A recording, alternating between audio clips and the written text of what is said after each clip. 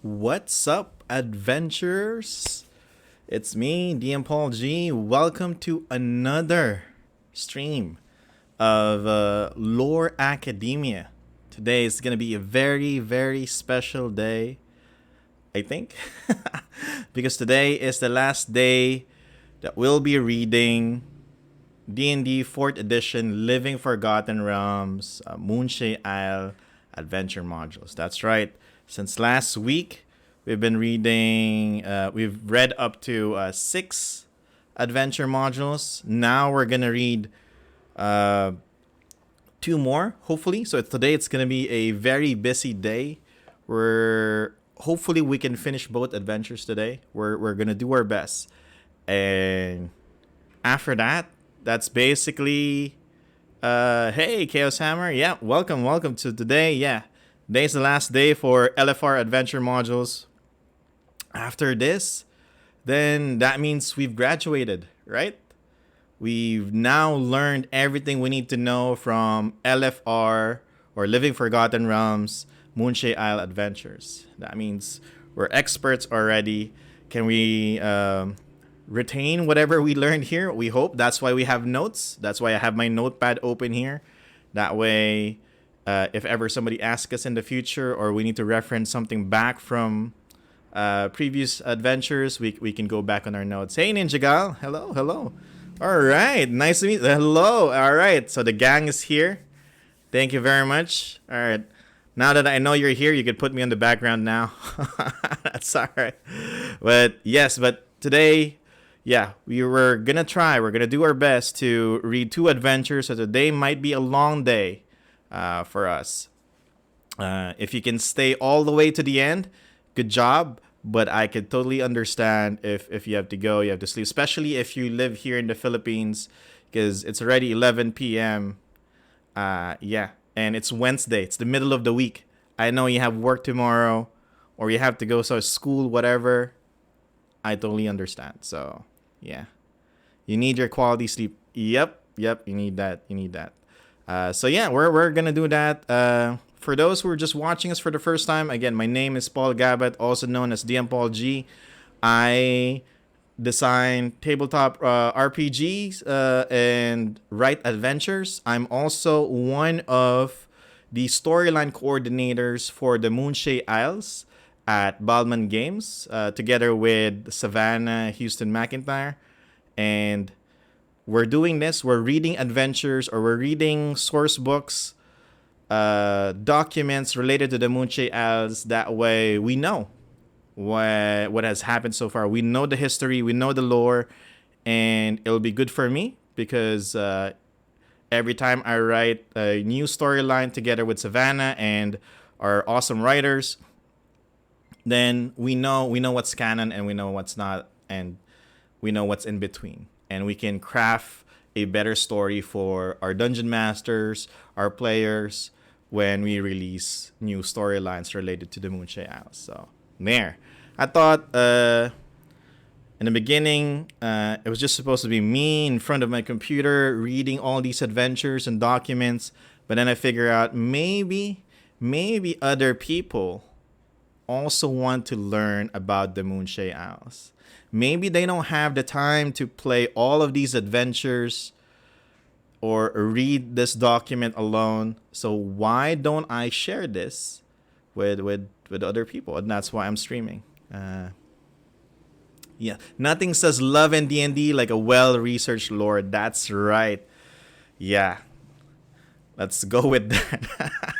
No, it is right, because again, if I can just, as a storyline coordinator, I can just dump whatever story I want in an adventure, but then those who've played before, like played adventures in the Moonshae Isles or played previous adventures in the Moonshae Isles, and then all of a sudden they see that the adventures that I made doesn't have any connection to those old adventures, or even like the setting itself, like the island names are wrong, the locations are wrong, the names of like the people in power, the villains, the heroes are wrong, things like that. It's gonna be annoying, and we don't want that.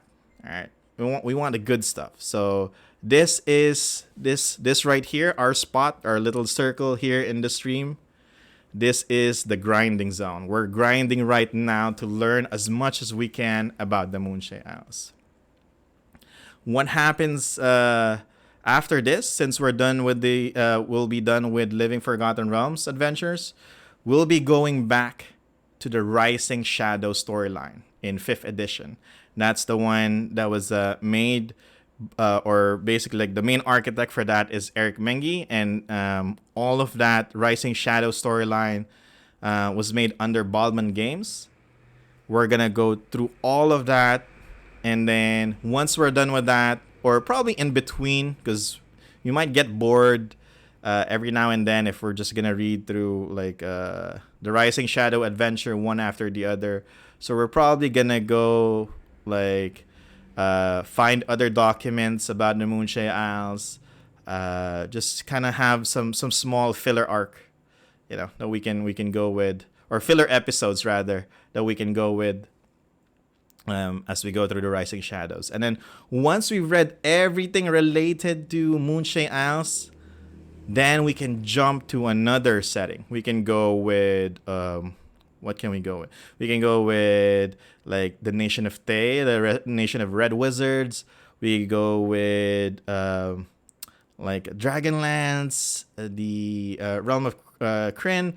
We can do Spelljammers, Dark Sun if you want to, depending on what's hip, what's out there, or Planescape next year. I think, Wizards of the Coast are gonna release like a adventure/source book, hopefully, I think, regarding Planescape. So that might be interesting. So that's what we're gonna do. But now we're here to do some treasure hunting. Because thank you, Unicorn, for being there on the screen. Today, it's time to do some treasure hunting. All right. So we're gonna read MOON1-7 from the D&D Living Forgotten Realms adventure modules. This one is the Treasure Hunt by Timmy with exclamation mark Creese. I want that. Like my name should be at DMPaulG. Like literally the at sign is there. At DMPaulG. That's cool. I like this. Timmy, you have no choice but to say it. Timmy Creese.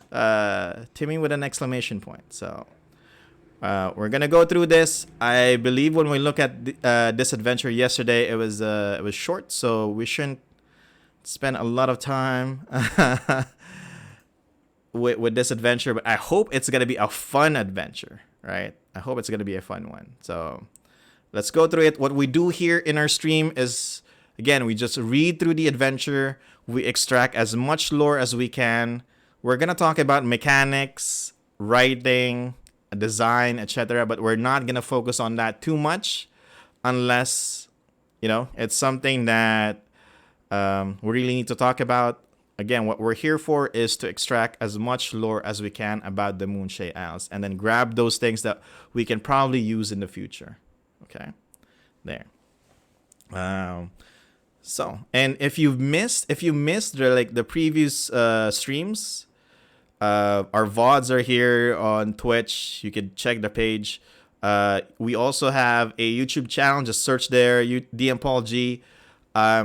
Uploading all the VODs there. No editing or nothing fancy. Just feel free to just fast forward, rewind, whatever. The VODs will be there, and I'll do my best to be as diligent in uploading the VODs every day. Yeah. Unless it's really bad or really good narrative, we're just here for the lore. Yeah. Of course, yeah. Okay, so let's start this. So, MOON1-7 Treasure Hunt by Timmy Creese. An old bard's tale, a sunken ship, and a foreign captain. Secrets lost for decades may come to light if you embark on this treasure hunt. You may find riches or be the main course on some beast's table. Living Forgotten Realms adventure set in the Moonshae Isles for level 7 to 10. So the level here went down because the previous one was like 11 to 14, and then this adventure went down on like the levels where the character can play in. Okay, that's interesting. Again, this is an RPGA sanctioned play adventure, and we're here to read the adventure background. All right, that's where we're at. Okay. The way it starts, it feels like we're reading like an intro adventure to the Moonshaes. The Moonshae Isles are home to countless buried treasures from ages past. Many pirate captains have squirreled away troves of treasure all over the isles. The jagged shores and secret caves of these islands have lured generations of adventurers to find hidden coves and lagoons. The most dangerous location have tempted pirates to navigate their shores in search of a safe hideout. Sometimes the ships found safe passage. Sometimes the ships were wrecked by reefs, and sometimes monsters and other menaces won the day. Over a century ago, an old captain navigated his ship, the Blazing Axe, through a narrow dark tunnel on the western shore on the Isle of Norland. All right, we want to go to Norland. Beyond the tunnel, the old captain anchored his ship in a secret lagoon, believing the location to be safe from greedy pirates and adventurers. To his doom, the old captain soon discovered the lagoon to be a haven for Sahuagin and like fish folk. And they quickly killed and fed on the captain and his crew. To this day, the Blazing Axe remains safely anchored in the secret lagoon, and the Sahuagin still live in quiet seclusion. A Sahuagin baron now uses the ship as its palace. The many treasures of the ship still rest at the bottom of the Sea of Moonshae. In the years since the captain anchored the ship in the lagoon, the passage he took has been made narrower due to seismic shifts. All right, so let's go with this. So places, Blazing Axe. So we have that.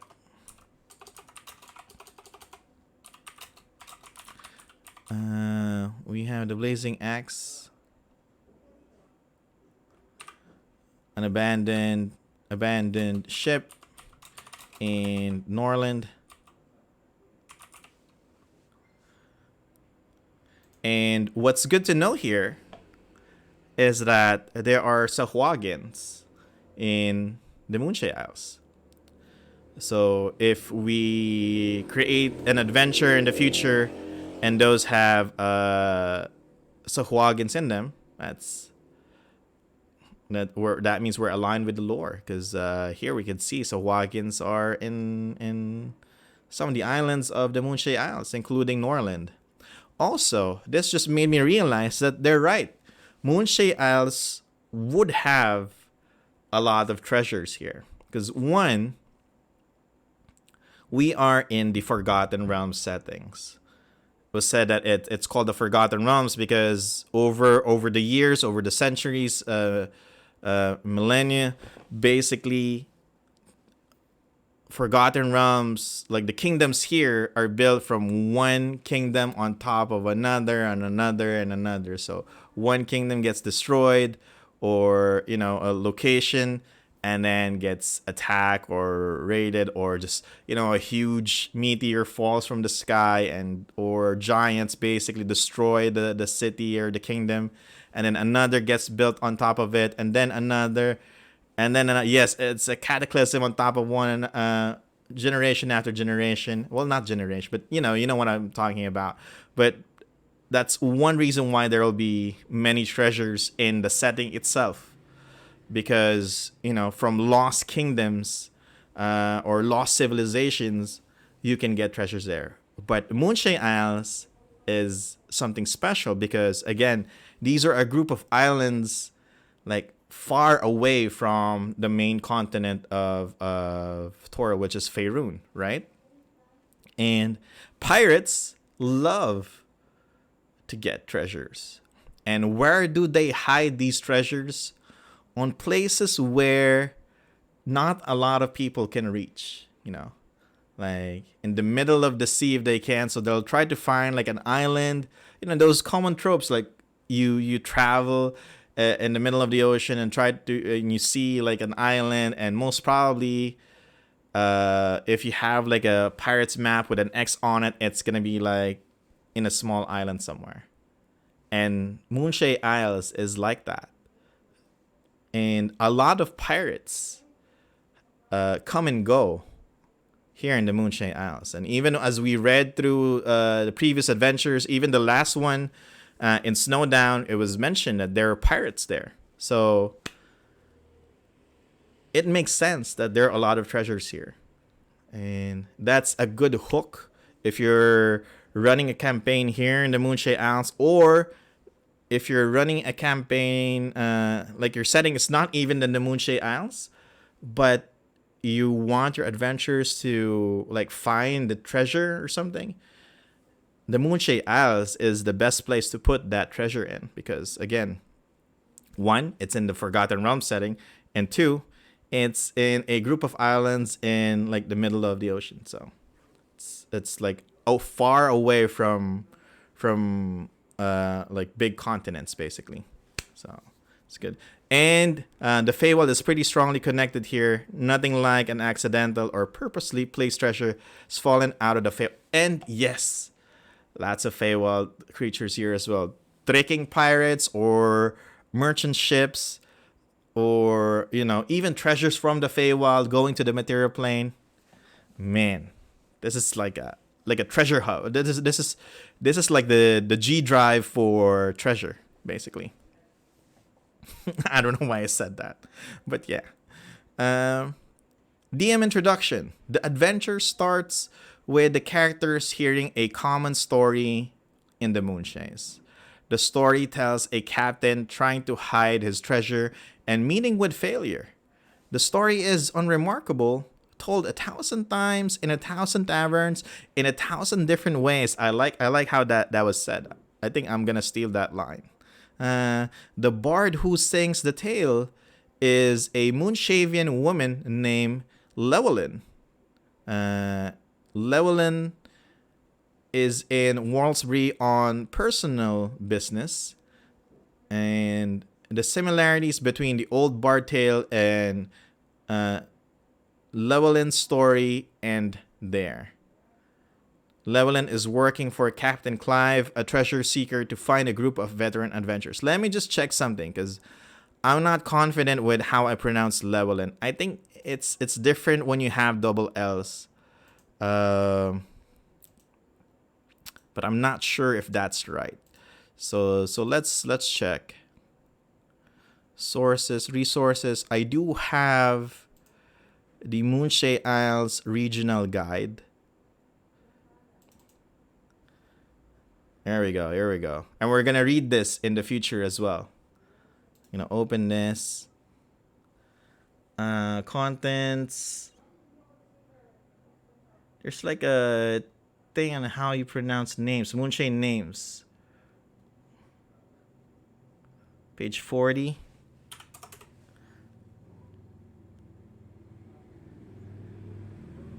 There we go. We're gonna read this in the future. Double L's. Here we go. Double L's as an H and an I simultaneously. Is it carried? Double L's as an H and I simultaneously. What's the name?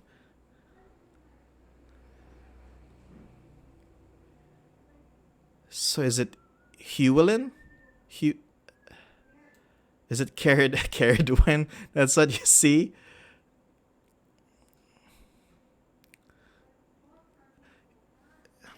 That's what it says. Let me see. We have an example here.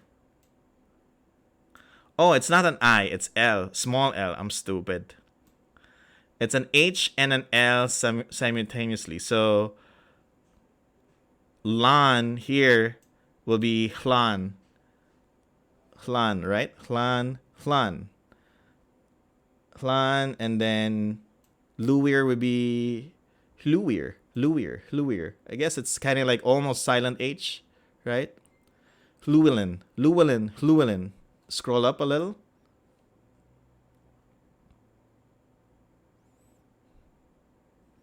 Which one? That's scrolling down. There we go. And there, right? So Lan will be like Lan.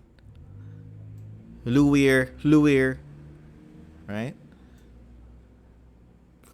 So it's an H and an L at the same time if it's two L's. So if I'm going back, this will be Llewellyn, right? Llewellyn. My tongue is not cooperating. I hope I'm pronouncing it right. Llewellyn is what we're gonna go for. Fludor flam and not a lot of work to get him. Right? I think that's as close as we can get. My tongue is like telling me that's it, man. That's the best I can do. So Llewellyn is what we're gonna go with. Okay. If I'm wrong, if anyone's reading this or watching us right now, let us know. But we look at the references, and this is what I got. Llewellyn is what we're gonna go with. What is it again? Who is she? I forgot who she is. The bard who sticks a tail is a moonshaven woman. So she's a bard. A bard working for Captain Clive. And that's why I refuse to take like French lessons, because my tongue just can't twist and perform the sounds needed to speak like French words. So no, this is it. Like, it's the best we can do. Okay, so we have that. So we have Llewellyn working for Captain Clive, a treasure seeker to find a group of veteran adventurers. So we're also gonna write Captain Clive, who is a treasure seeker.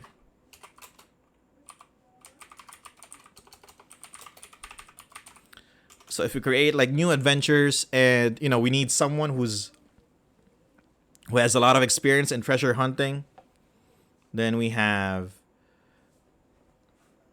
can use Captain Clive. Okay, we have that. Okay, okay, so we have that. I think my light is too bright. What happened? Give me a second. Give me a second. Trying to push the light away with my foot. I'm like, my face is on fire. I don't know how to change it. That's what it looks like on screen. Okay, never mind. We don't need to focus on my face. We need to focus on what we're reading. All right. Player introduction. The misty gray air hanging over the island of Alaron is especially wet today. The soft rain is mixed with the spray of waves as they crash into the rocky shoreline. Inside the once dry-toed inn, however, locals and visitors find a welcome warm fire, good meals, beers, wines, spirits, and ales. The inviting atmosphere and warmth of this popular inn are enough to drive away the foul weather. Mixed in with the locals are a few sailors listening to Llewellyn, a lovely folk brunette with a soft voice. She plucks the strings of a small harp and sings a tale of woe and intrigue heard 100 times in these islands, a tale of a buried treasure for those souls brave enough, skilled enough, and tough enough to face the perils involved with treasure hunting. You sit at a large dining table in the middle of the inn with other adventurers. We don't have a copy paste intro, which is good, right? At the like in the previous adventures, is always like the same first 2 or 3 sentences. This one is like paraphrase. It's different. So that's good to know. But again, they're consistent. Every adventure, there's a performer at the Once Dry Toad Inn. So kudos on that. I want to make something like that.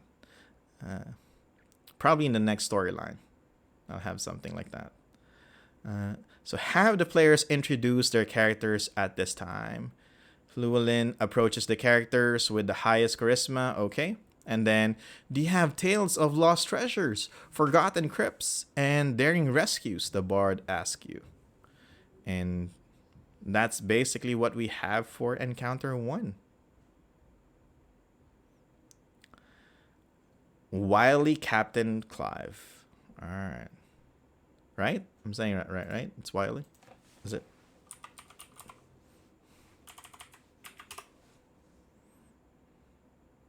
Wiley. Yeah, I am. Okay. I'm not confident in like pronouncing the words that I think I know.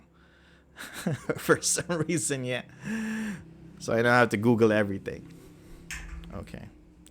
Where was I? So we have Captain Clive, Captain of the Spindrift, Treasure Seeker,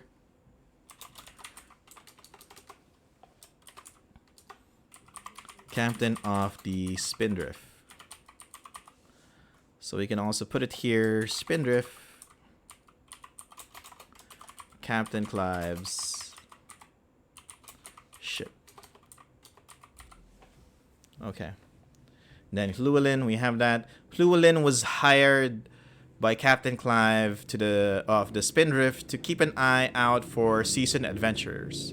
Llewellyn asks the characters to tell her some tales before she offers them a job that could pay them very well.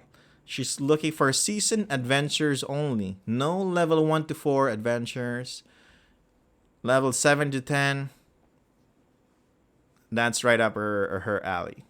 She knows that Captain Clive is looking for a treasure of great value and that those who accompany him and are to receive a fair share. Okay, what a nice captain.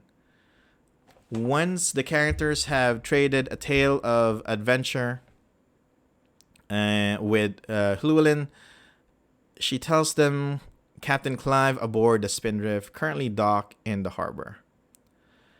Captain Clive, the Spindrift, is a 3-masted water-havian galleon. Holy crap. I think that's important.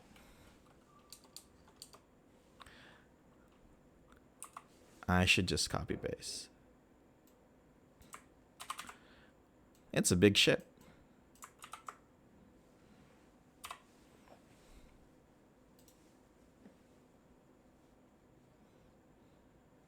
Llewellyn is definitely a difficult name. Just curious, what's her take on even bothering with names that are tongue tricky like that? Well, again, the thing is, if these, I'm under the assumption that these names, these places, even the lore, are based from like true stories and culture, right? And like I'm assuming like these are like Welsh or somewhere in Europe, like in Norway, but and like the intention here of whoever wrote this is, to probably not their primary intention, but like there's a point there where they want to spread like their culture and like give awareness or something. So we wanna learn that as well. So if, for example, me, I'm Filipino, I'm gonna put like what's a Filipino name? I'm drawing blanks because I've said Pedro. Pedro is not really a Filipino name. Juan, that's easy to pronounce. Damn it. What's other Filipino names? Help me out. Protasio, yeah, Protasio, right? And Basilio, there you go. Thank you, DJ Gal. Yeah. So and if so you have like Protasio, and then some dude read it and say it's Protac or something, and which is, for me, it's okay, because again, we know it's a difficult word, but if they actually try to make an effort, try to find out how it's pronounced, and probably learn something about our culture here in the Philippines, then that's a plus point, right? And that's what I'm trying to do as well. It's not really because I don't want to disrespect their culture or whatever. No, because again, if you put something that is difficult to say, I'm not gonna be able to say it right. It is gonna be difficult to say. So if I make a mistake, you have to expect that. But if someone actually makes an effort to try to say it correctly, and try to learn the origin of it, then that's a plus point for you. All right, but you're not supposed to, as a writer or author, you're not supposed to expect that, hey, research this, find this, do that, because that's my intention. No. Well, that's my take. That's our hot take for today. Yeah, Wei Wuxian, and just right. If I'm sure I'm not even confident that I pronounced that right, but people will be mad if you don't pronounce it right. But yeah. I'm not required to make it difficult for myself, but I wanna try. I wanna learn. Lelowin.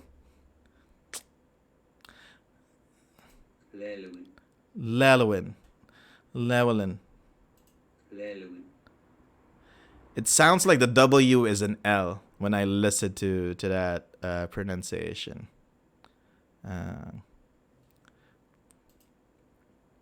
But Llewellyn or Llewellyn. Yeah, Llewellyn. Llewellyn. I think I like Llewellyn better.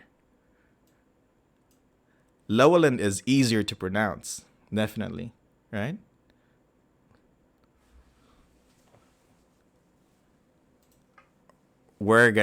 I think we need like one more. It requires you to use a soft tongue. I don't have a soft tongue. That's the problem. that is the problem. I don't have a soft tongue. It only goes like, it doesn't. I don't think it curves or whatever when I say word. It just goes up and down. That's it. But Llewellyn.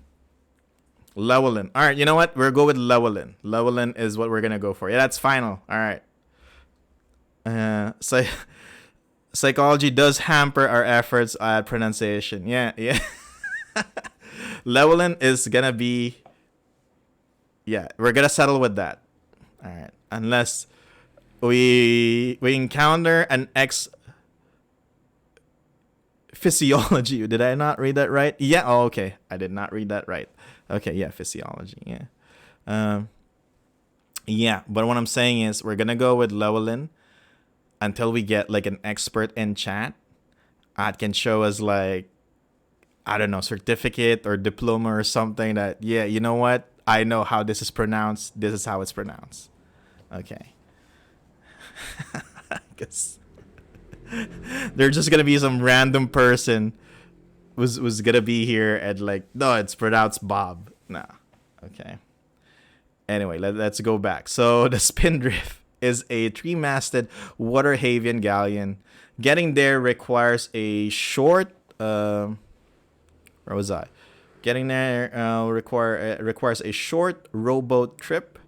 The ship is heavily armed, and its crew is a who's who of the Sword Coast.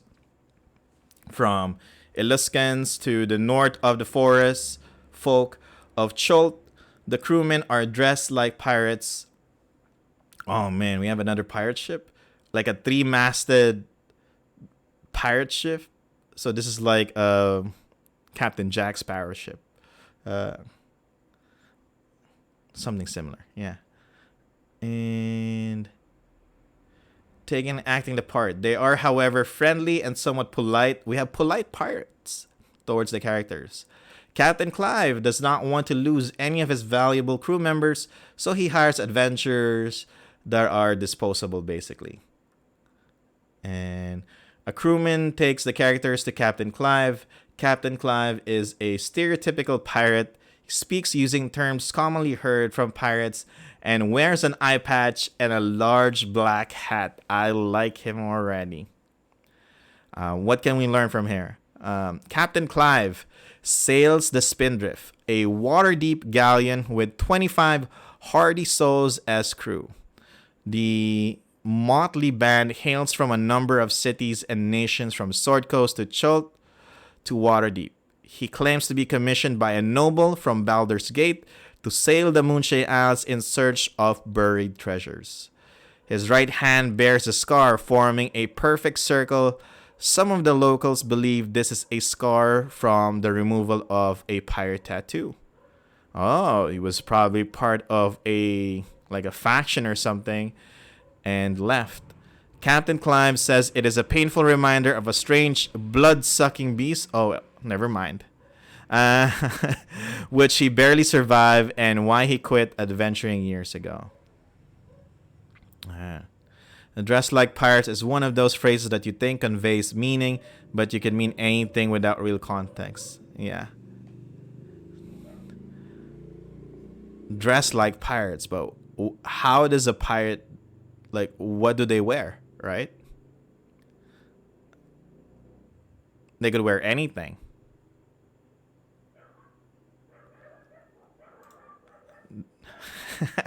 Right. So if asked about or accused of piracy, venture writers will not like you if you're into piracy. Captain Clive produces papers showing his commission. The papers are dated 3 years ago. Oh, I need to scroll up a little. There you go. He agrees with the accuser, saying, "I can see you might be thinking I look like a pirate." Do not confirm nor deny whether Captain Clive is a pirate at this time.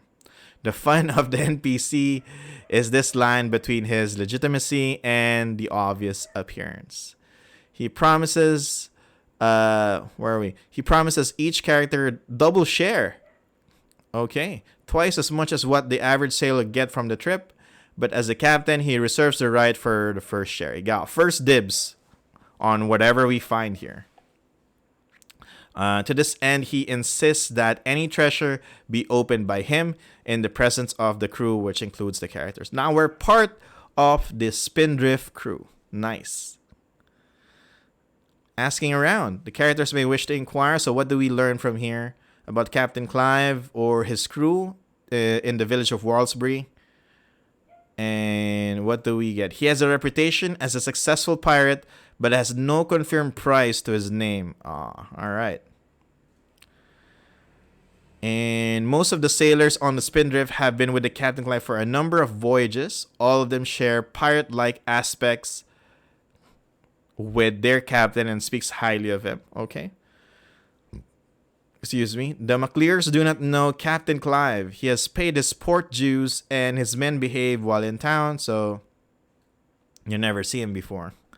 And this is also a good indicator that in Walsbury, although Captain Clive is not confirming that he's a pirate, but if he's dressed like a pirate, acts like a pirate, has a pirate ship, then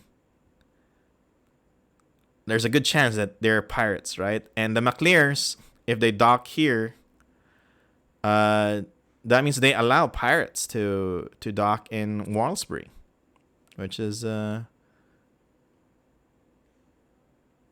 interesting. Okay. Seamus Duffy, except not knowing what a pirate looks or acts like beside. Yeah, stereotypes. I guess you're right, because in this era, or for us, we know the typical tropes, we know the stereotypes for pirates, right? But if you're and like the pirates in real life, like now, the pirates that we see on the news, I don't think they're wearing like black hats, eye patches, and uh, the ones we see in cartoons. But I think it's the same in this world, right? They wouldn't really know what pirate looks like. Like if someone is wearing a black hat, but that's like the common fashion for, certain places. You don't just automatically say that that's a pirate just because someone's wearing an eye patch and a black hat. That might be what's like common clothing in other places. So you can't just assume right away that they're pirates. So I can see it from that standpoint. We know movie pirates like Treasure Island. All right.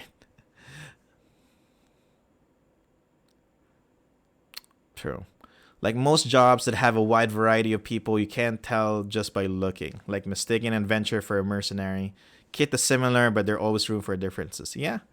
And there are adventurers that are pirates. They have like pirate background. So there's that too. Good to know. Yeah, having the stream and instead of me just reading this alone, but having chat here is a big help because it makes me look at things differently and try to have a different perspective on why something so obvious is written the way it is. And it's because, hey, you're in a medieval setting, and it's a fictional medieval setting, and there's a reason. Like, you can't just assume that everybody in that setting knows what I know as someone who lives in like this era, right? So good stuff. All right. Seamus is the owner of Once Dry Toad Inn, and he has heard a number of sailors refer to Captain Clive as a pirate, but he has not met the man himself. He is of the opinion that sailors know who is a pirate and who is not. Okay, got it. And that's it for Encounter 1.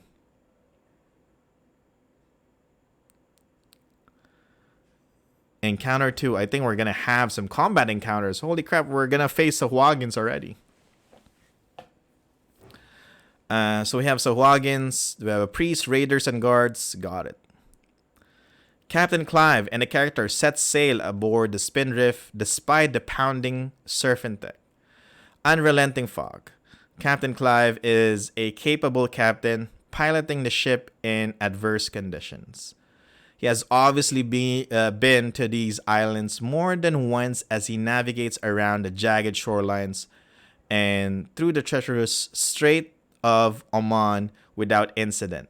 All right, let's open up our map. There's a reason why we have a map. So we start... Where's my map? We start here, as usual, in Worldsbury, which is in the Isle of Alaron. I'm going to zoom out. Because we're going to be doing some traveling.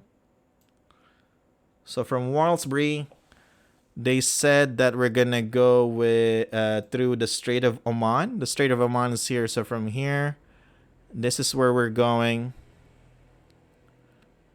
And then we're going to Norland. Is that right? We should finish what we're reading.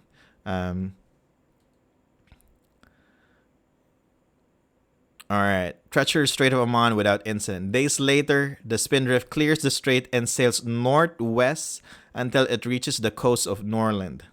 Tall peaks of granite rise from heavily forested islands. The shore is lined with sharp projecting rocks, and shipwrecks occasionally appear along the shores. So, not really mentioned where in Norland, but open our map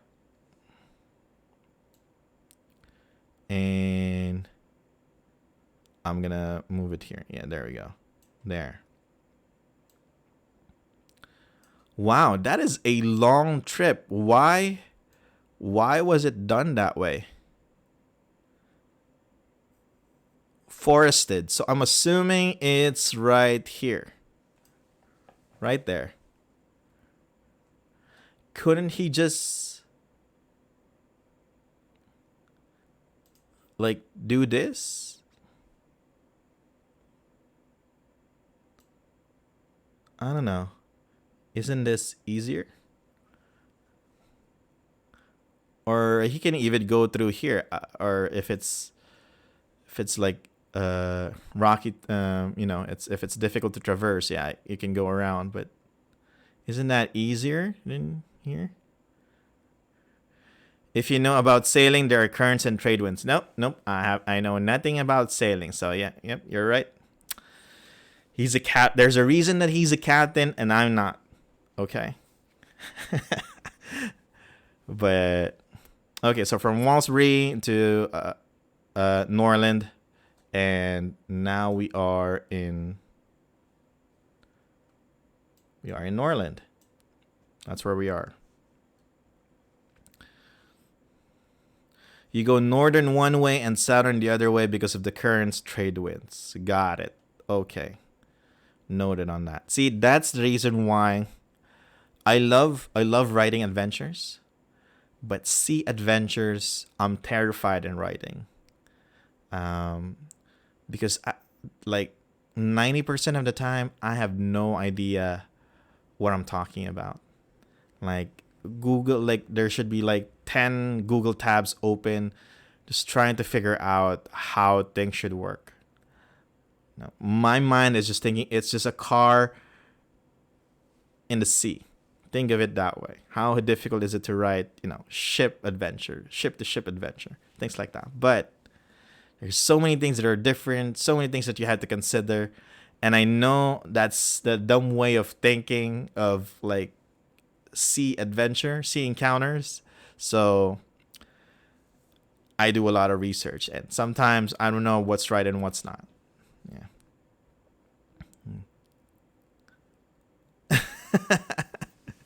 That feeling when you can tell I've personally looked this up for my own adventures, right? Yeah, and I live in the Philippines. Like we are like the Moonshae as a group of islands, right? So this is an archipelago as well, and I have zero knowledge about boats, ships, the sea, how to travel in the sea, all that stuff. Yeah, nothing. So anyway, going back. Where are we?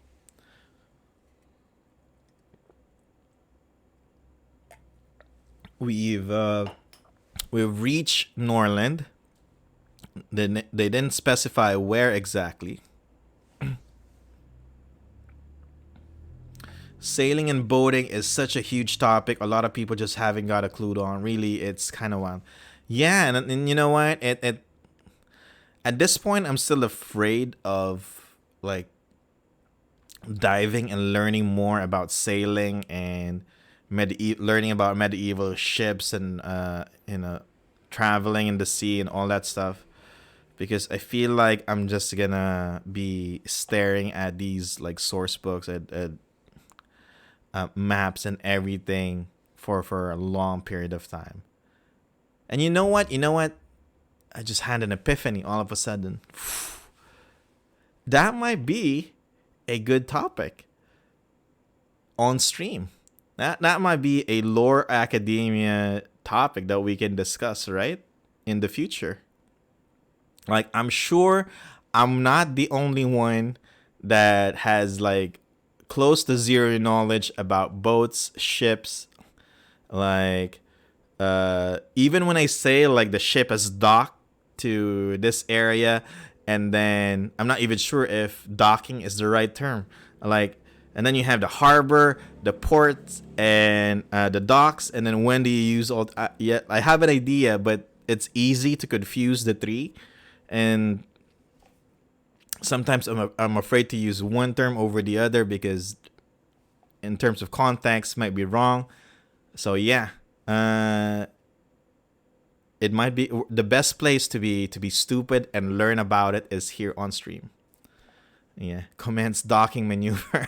Yeah, it might be like, it sounds like we're doing a what do you call it? Giant robot sequence. Alright. Anyway, yeah, but we can do that in the future. Yeah, spell jamming time.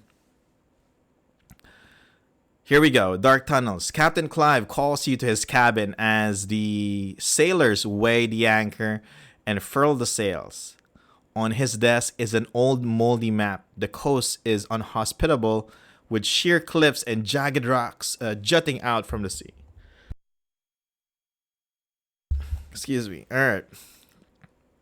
Well, we have made it to where you get to earn your keep. Along that coast there lies a tunnel that opens on a lagoon.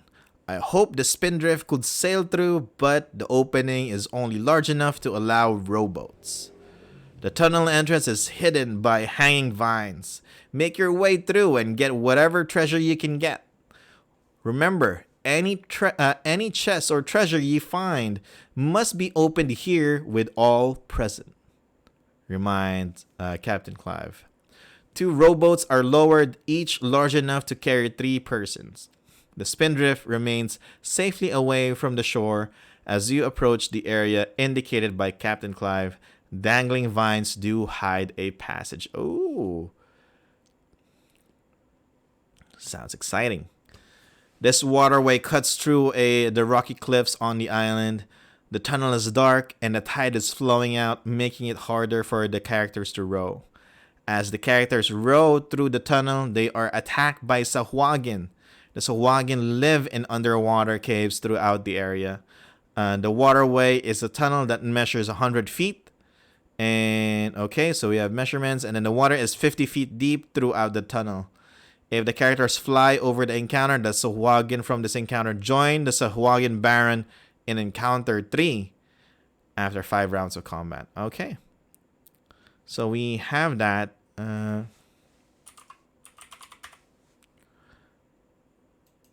Where is this?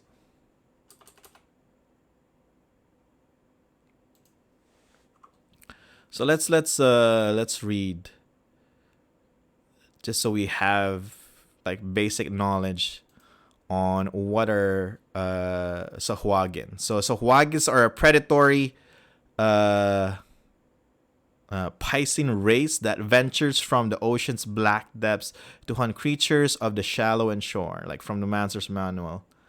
And okay, they have elven enmity, might control the oceans, if not for the presence of their mortal enemies, the aquatic elves. They hate aquatic elves. Got it. Way of the shark. Sahuagins worship the shark. Yes, I know. This I know. Sahuagin worship the shark god Sekola. Alright.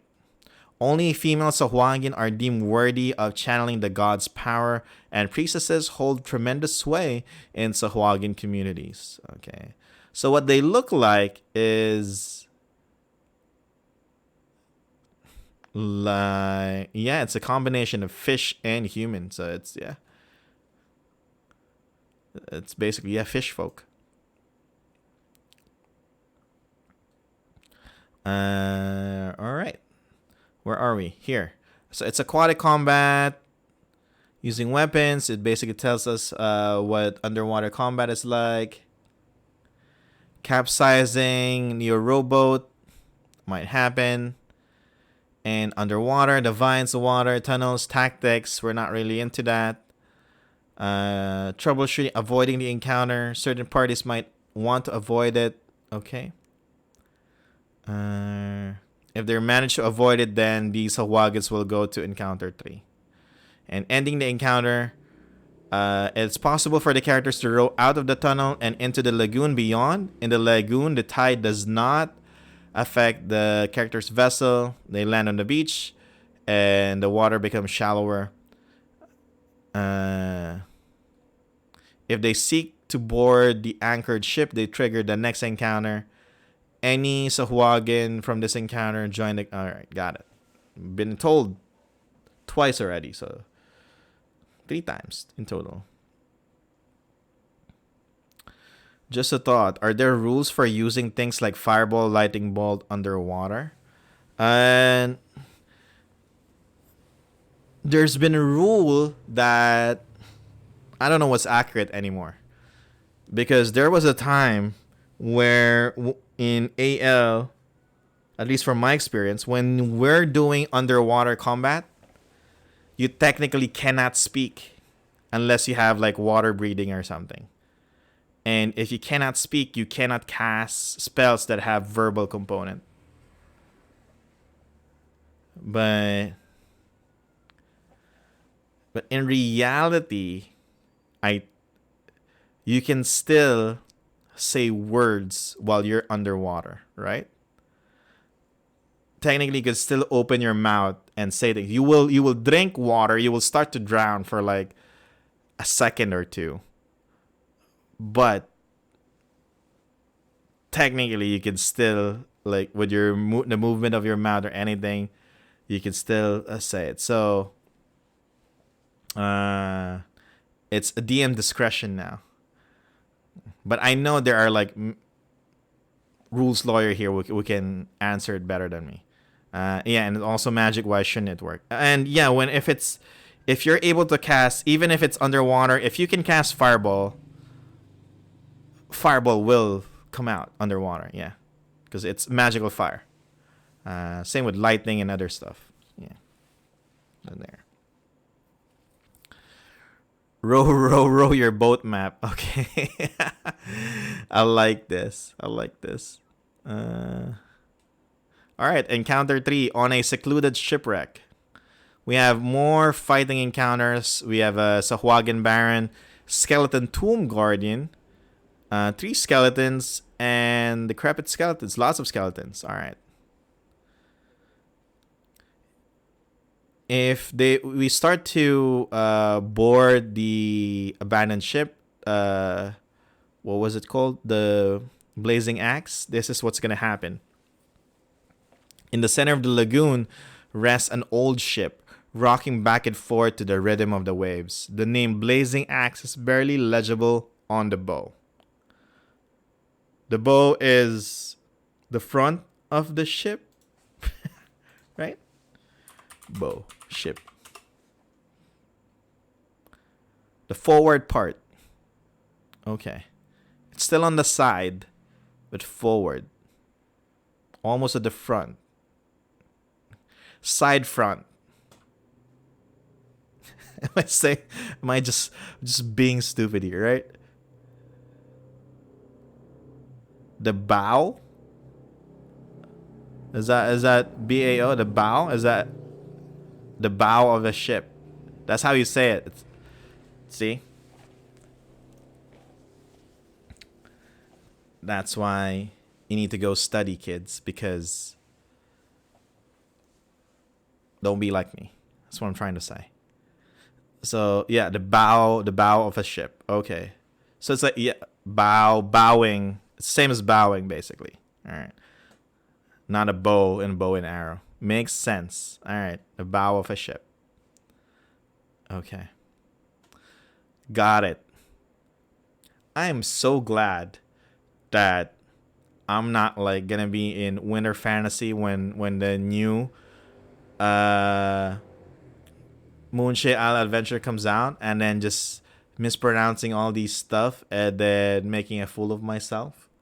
But I guess streaming and making everyone see me making mistakes is also stupid, right? So I don't know. I don't know what I'm saying. Let's go. You know what? Let's just go back. We're here to learn. Okay. And the characters can place themselves any part of the deck. Again, this is another combat encounter. Broken wooden steps. Got it.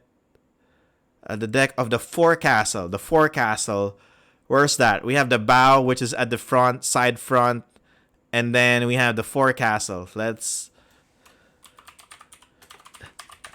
I'm already doing poorly in terms of, you know, making myself look like I know anything about the ship. So might as well learn everything now. So the forecastle is the forward part of the upper deck of a ship. All right. So the bow of a ship is like the side front. Here at the side. And then the forecastle is like on the upper deck on the top part. This is the forecastle.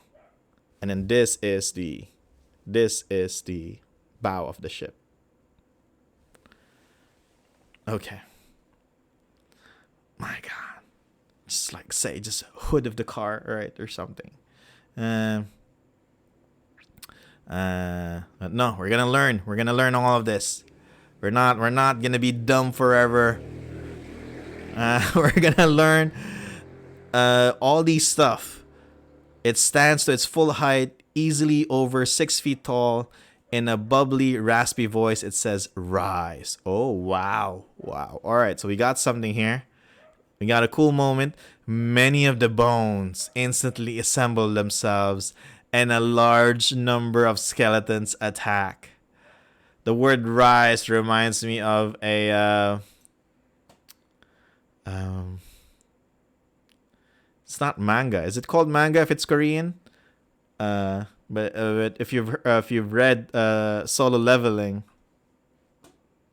this is like a pretty famous word that the leading characters say. So, is it manhwa? Manhwa is...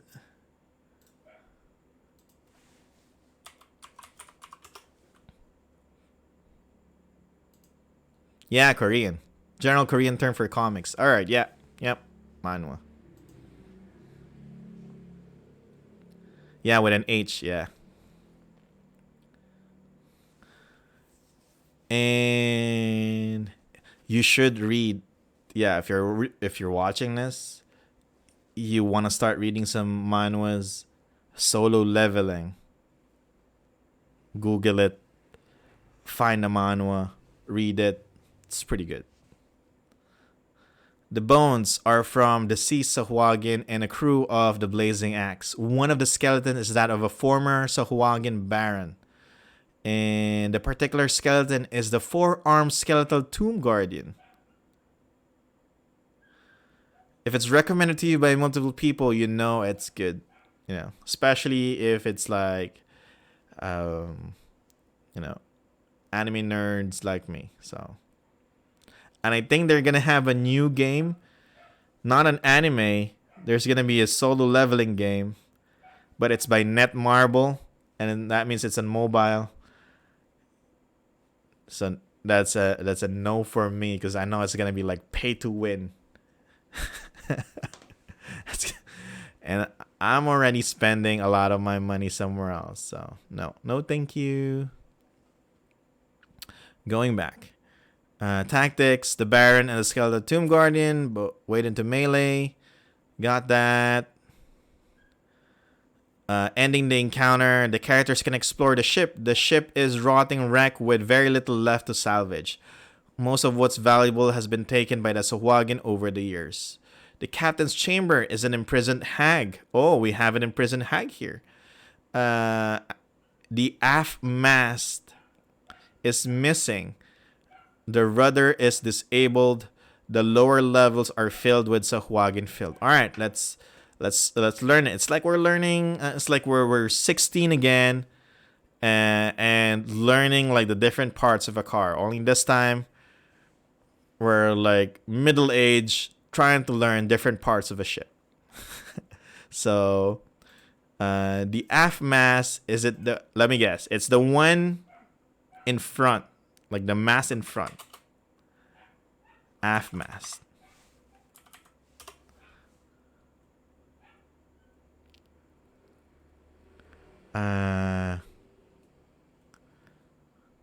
Need Google image on this. Which one is the aft mast?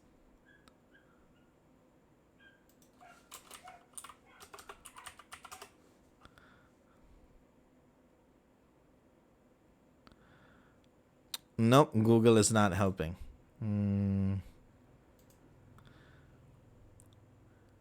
Closest to the stern. Okay. I'm not reading chat. All right. The rearward one, the fore and aft. Okay, so aft is behind. All right, so I'm wrong. All right, so the one behind. Okay. So the one behind is okay. That one. And then the aft mast, the rudder.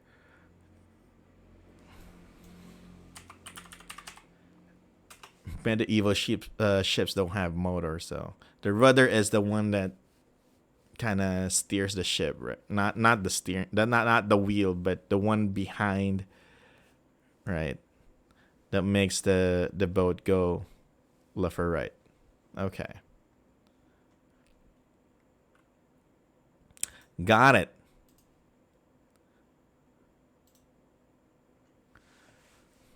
So we're learning. We learned like 4 parts of the 4 sections, 4 parts of the ship. I think that's a win. The lower levels are filled with Sahuagin filth. And then treasure among the bones lies a magic spear +3. All right, that's nice. Magic treasure can be changed. Okay, depending on the bundle. So we're good with this, and this is our map. And we find a hag named Ursta.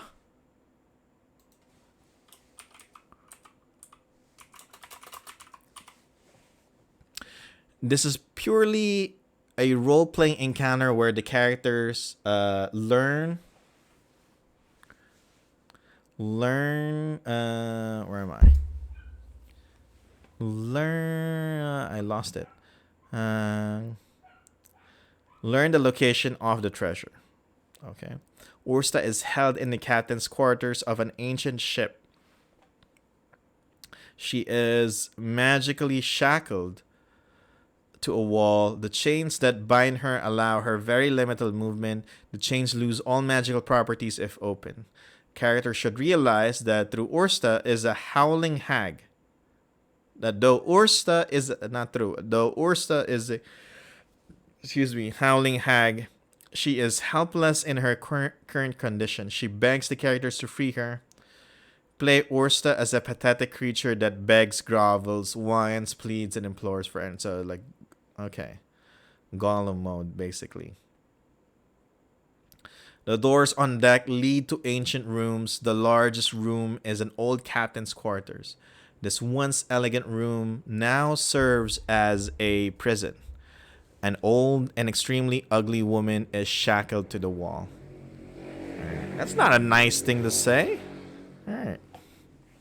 So we have that. She has heard the combat on deck and guesses the characters are here for the Sahuagin treasure. To show her willingness to help in exchange for freedom, she reveals the treasure's location. She has been held captive for so many years that she lost count. The previous Sahuagin baron tricked her and captured her. She is ancient even for a hag. Her separation from her coven has left her powerless except for a few rituals. She is willing to perform a water-breathing ritual on the characters in exchange for her release.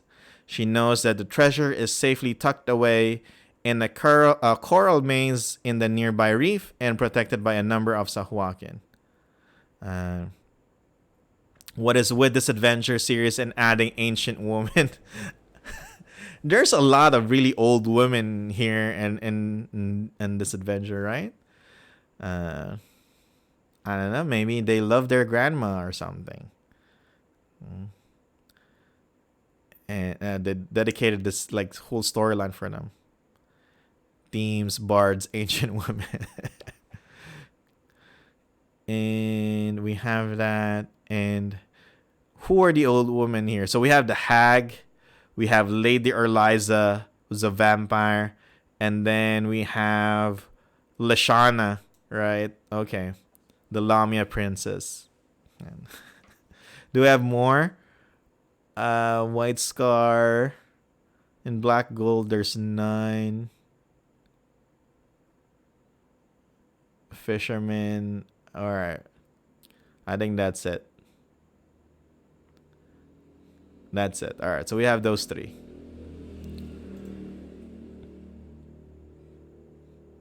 Yeah, the Eladrin princess was actually a Lamia. Lashana.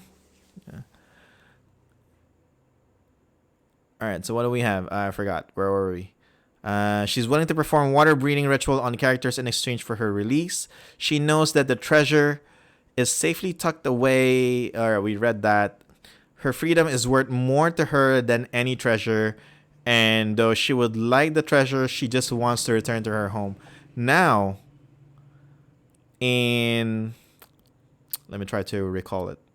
In Moonshae Isle's lore, in the Isle of Gweneth, remember that's the island of the Fae, the kingdom of Seraphil, where Haradai is located, the one that we're reading here in Living Forgotten Realms.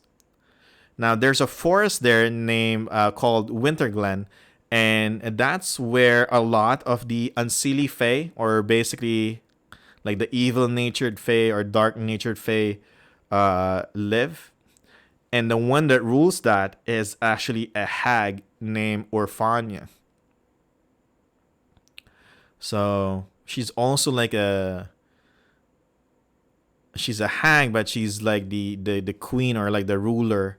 Not a queen, but the ruler of like the unseelie Fae in the Moonshae Isles. And she resides in a castle inside the Winterglen Fort. Actually, you know what? Let's pull it up. So we're doing some lore stuff here. So if you go down right there, see? Winterglen. That's where you can find the hag Orphania, who was a really, really powerful hag, like super powerful hag. Basically the enemy of High Lady Ordulf, like the Fae Queen here in the kingdom of Seraphil, in the island of Gweneth. And yeah, Orphania lives here in Citadel Umbra. That's where she's at. So yeah. Good stuff. Okay. But we're not talking about Orphania. Or maybe, since this might be like we never know, but Ursta, Orphania sounds similar. There might be part of the same coven. Who knows?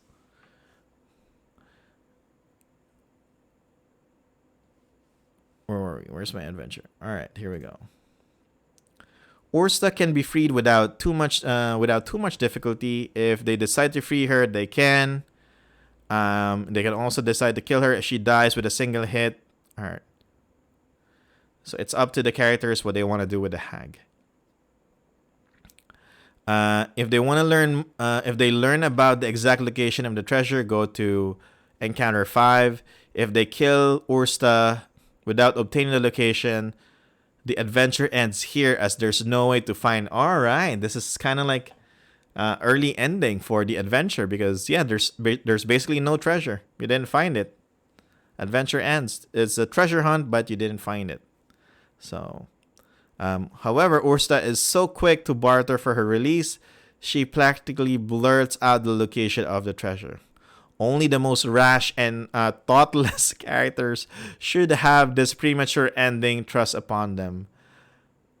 I like that it's here, because whoever wrote this knows that there are players like that. Yeah. I'm not saying that's bad, but there are players like that. You know, that's their definition of fun, which is good for them. And if that's their definition of fun, this is the result of that. There's consequences for it. If they don't listen, they don't even let it talk. Like before the hag can speak, cut off its head. Yeah, it happens. Anyway, encounter 5.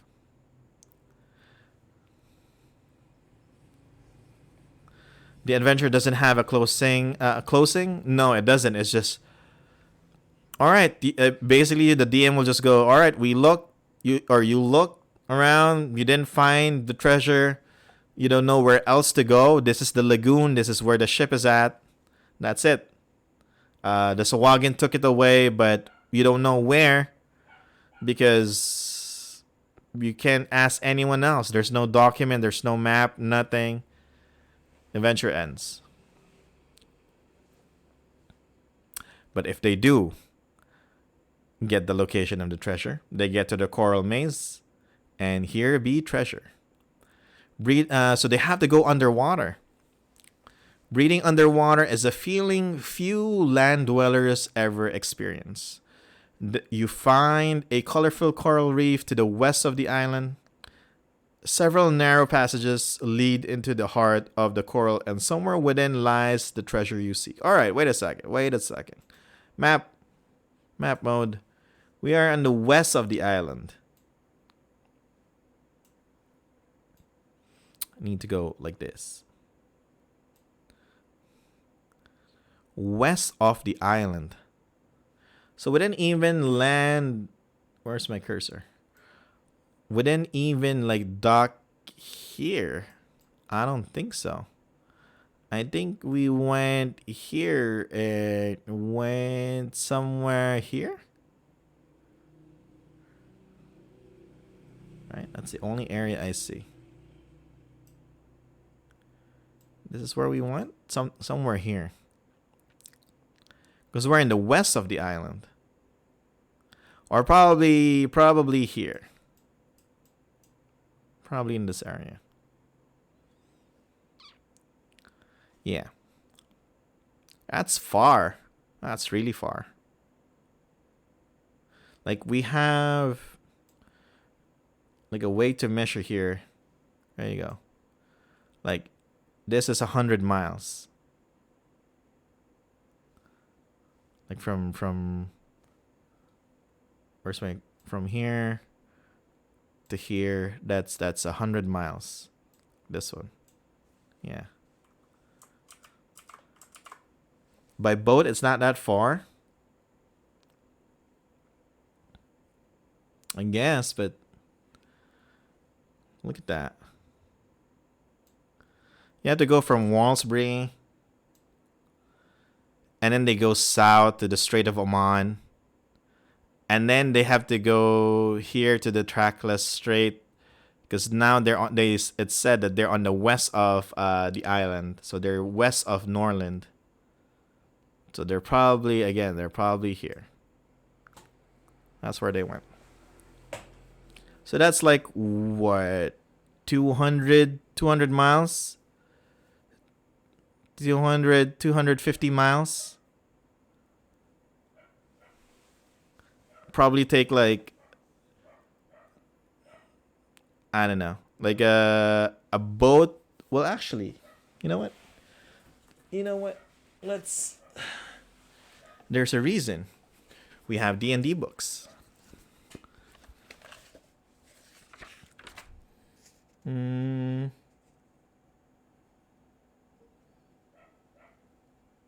Ships.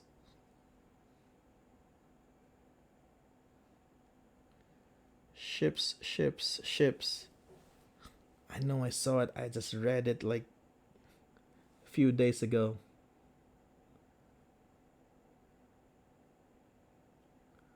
Other rewards, exploration. Exploration 242. Give me a second.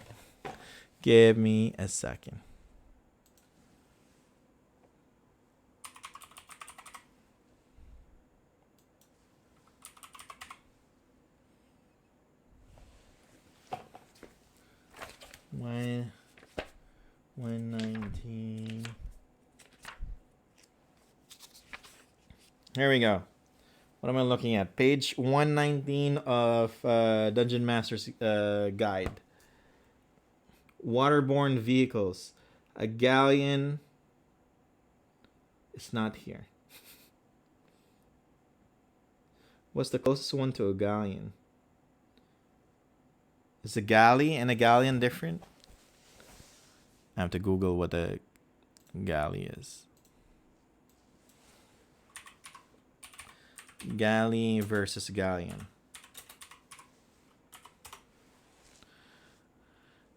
Galleys are long, low boats. Oars, galleys are heavy, square rigged sailing ships. Alright, so obviously it's not a galley. It's a sailing ship. That's, well, yeah, it's a sailing ship. So a sailing ship can go 2 miles per hour. 2 miles per hour. And this is, let's say, based on the measurement we have here, this is like 250 miles. Good estimate, right?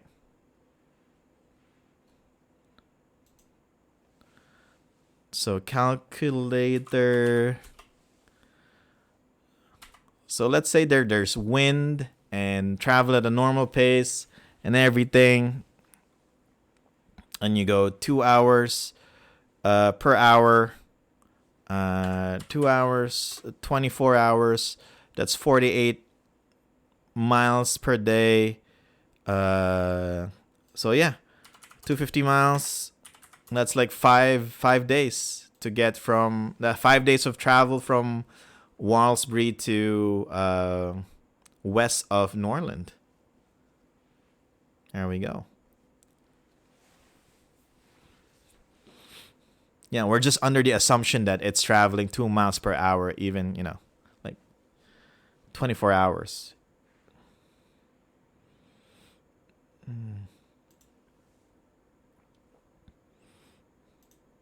Good stuff. Anyway, we have that. So we go underwater. We're trying to seek the treasure. And this is gonna be like skill checks to find the treasure and make sure we don't get injured. In acrobatics, athletics, swim around the coral. Dungeoneering could be used to evaluate the current shifting movements of the tides. Okay, we have that. And at the end of the encounter, once we do these skill checks, you locate the desired treasure chests, but their presence has alerted some hungry predators. You locate, if you fail, you locate the treasure chests, but your wounds have bloodied the waters, attracting another shark in the encounter. Okay. The chest is covered with complex arcane wards and seems to have to be sealed to keep the water out. Any character making an Arcana check realizes that to break them would require a long and complex ritual. Alright. Longer than the water breathing, because we don't want you opening the treasure here in this encounter, basically. The characters recover a huge treasure chest. The treasure is given to a character in Encounter 7. And if you want to open the chest here, remind them that there might be some items within that could be destroyed by water. And Captain Clive requests that the chest be opened with everyone present. Okay, so we do that in Encounter 7, which we are really close. Encounter 6. In Bloodied Waters, we encounter something. The many wounds incurred in the coral maze has bloodied the waters and attracted sharks. Nearby sharks have smelled the blood and are eager to attack. You emerge from the coral maze with the treasure chests. For a brief moment, the dim light above you is cut off. The shadow of a large passing shark warns of danger. That is the slim warning you have as several hungry sharks dart in. Nice. I mean, not nice, because there's a reason I'm afraid of swimming in the ocean and like going to the sea because of this. Yeah. The shark charge into battle using lockjaw charge. Okay, so tactics, all that stuff. At the end of the encounter, we made it back to Captain Clive's ship. That's it. There's no lore there. What shark are we? Flesh eater eater? Why does it say ear? I think it's flesh eater shark. All right. Ooh. Underwater combat. All right. Conclusion. We're done. Oh, flesh terror. Did I read that wrong? Oh, yeah. Flesh terror. I thought it was flesh eater. Ed. Why? Is that me being dyslexic or what's? All right.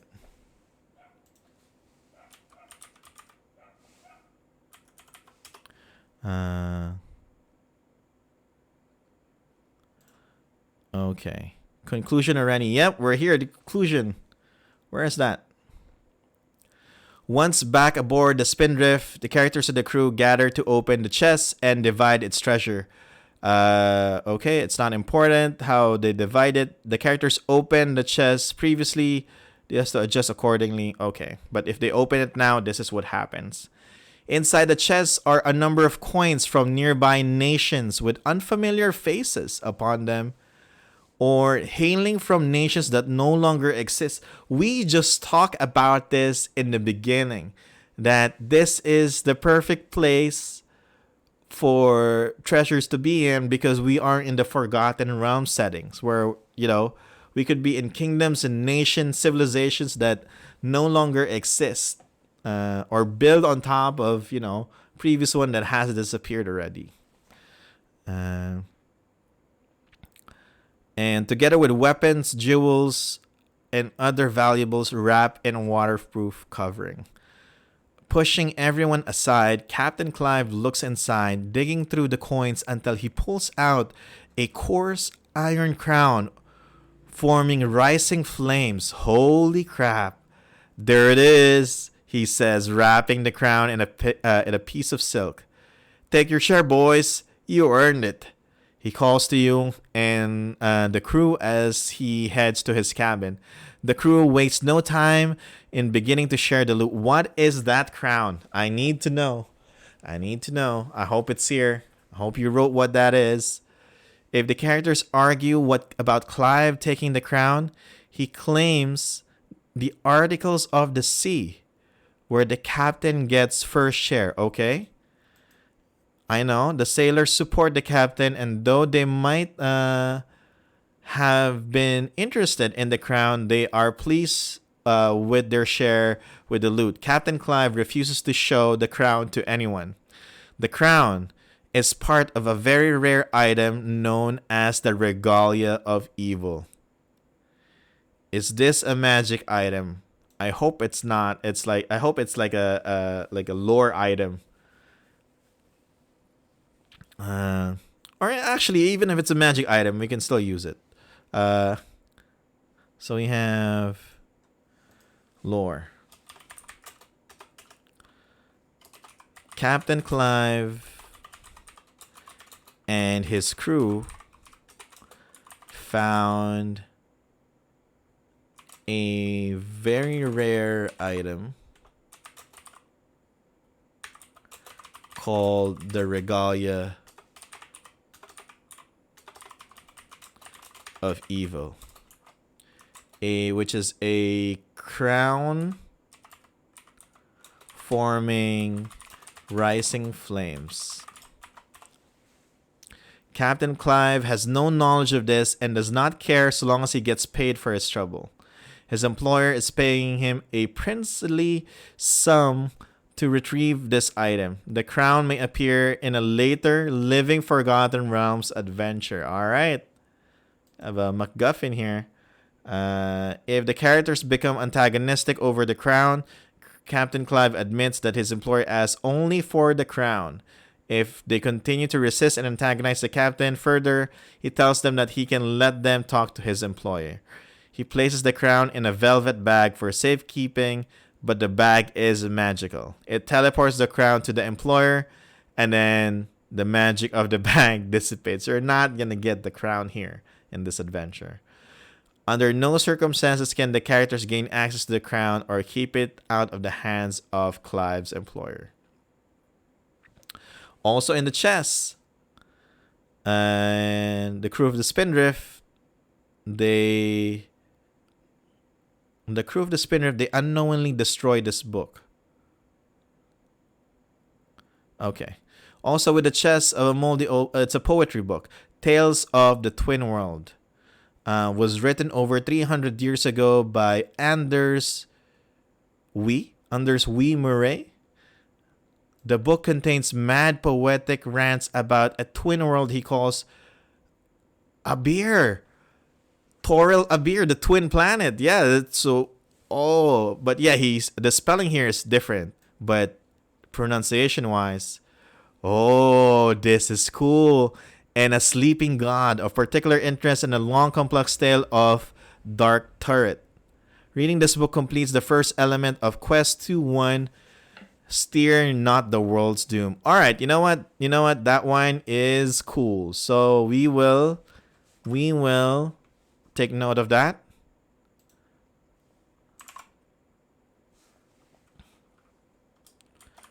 Part of the treasure found by Captain Clive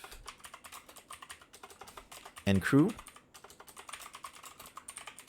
is a moldy poetry book.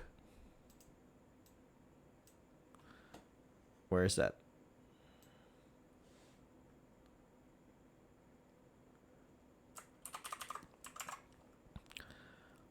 Okay. That is cool.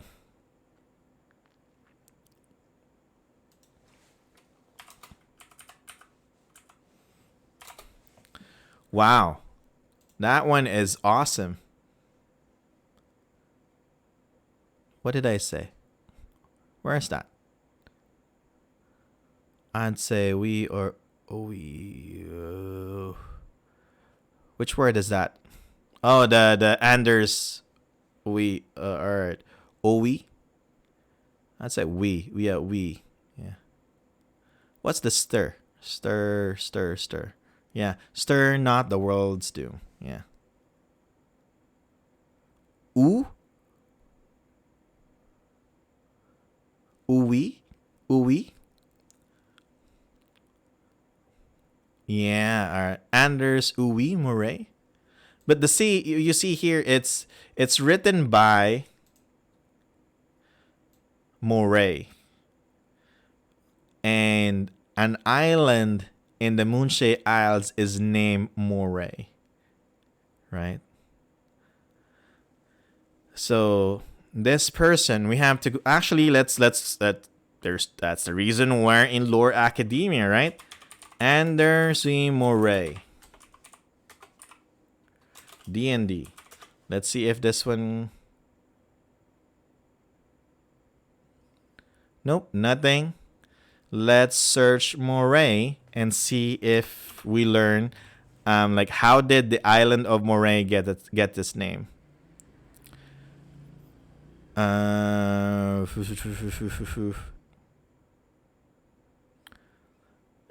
we have the places. So you have Elminster, travel to Moray.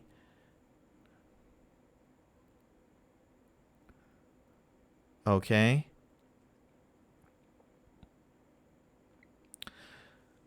So there's no mention here.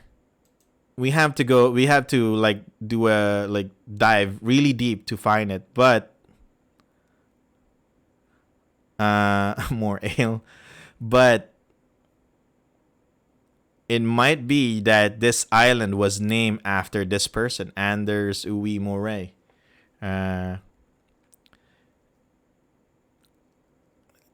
this person knows about the history of the Forgotten Realms. Like the world that we live in is called Toril. And that Toril is actually has a twin planet called Abir. I know this because I wrote Dreams of the Red Wizard, an adventure for Dreams of the Red Wizard that deals with like a place in Abir that got stuck in Toril. And yeah, so these this planet exists at the same time at the same place, but they're not. Yeah, it's a complicated story. I think that's why they're kind of separated the two, because it's hard to explain to like new players, right? And yeah, so that this person is aware of that, so that's cool.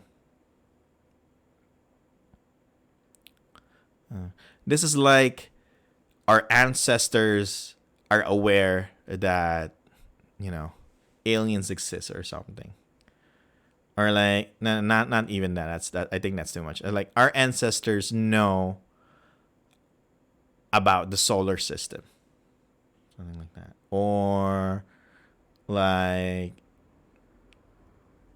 the Andromeda galaxy exists, something to that effect, you know. Conclusion. As you have dinner that night, Captain Clive toasts you at the table. "You've done well, lads," says Captain Clive. The captain and his officers raise their glasses for the toast.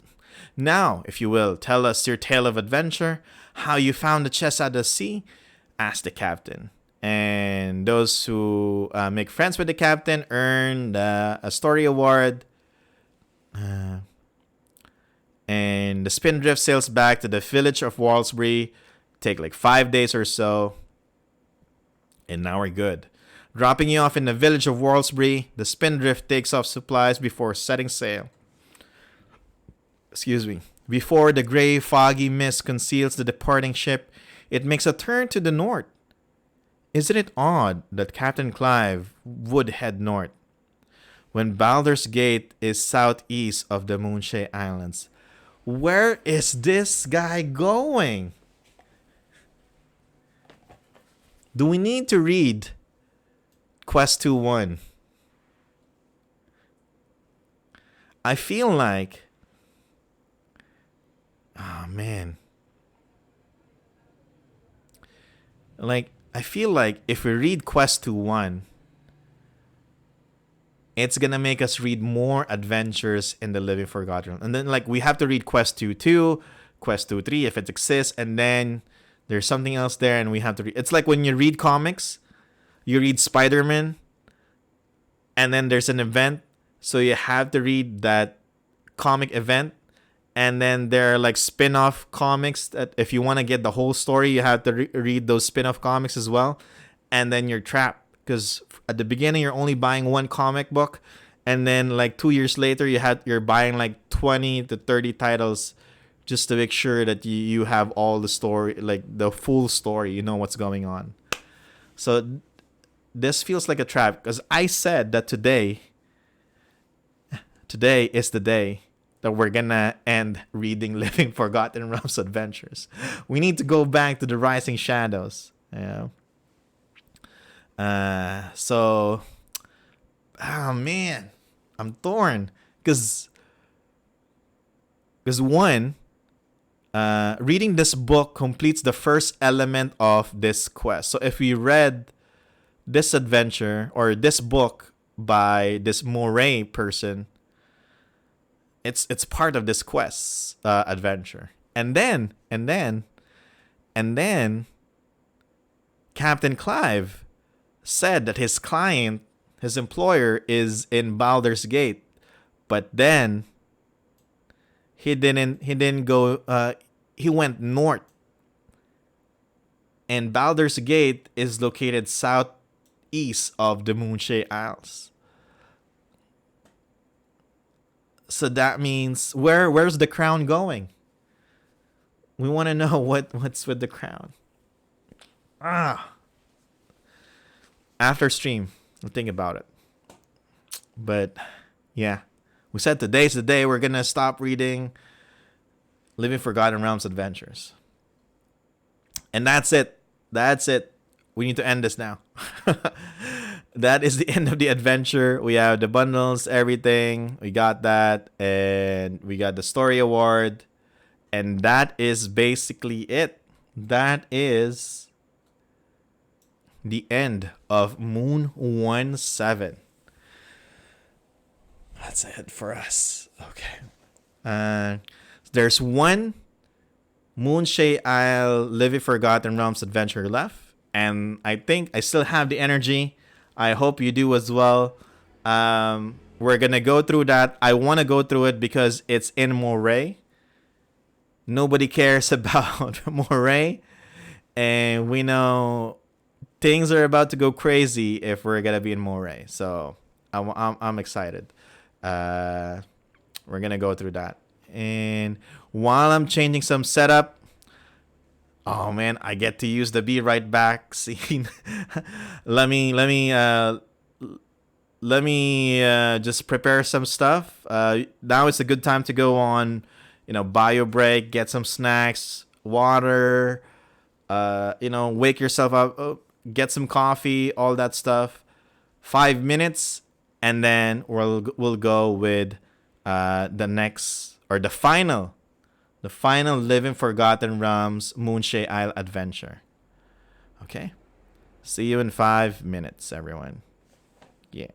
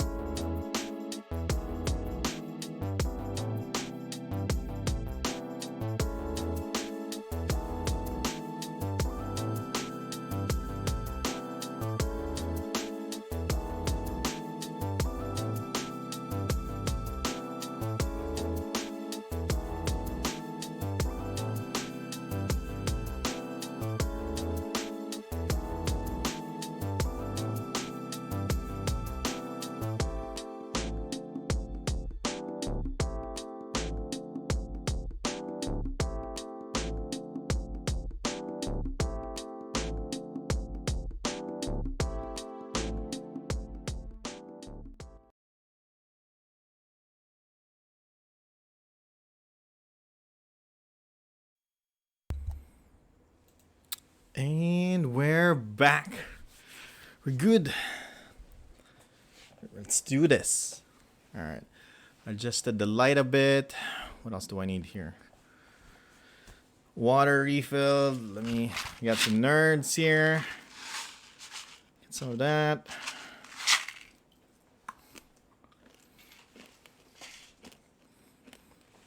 All right. Are we ready to go to Moray? Am I ready to go to Moray?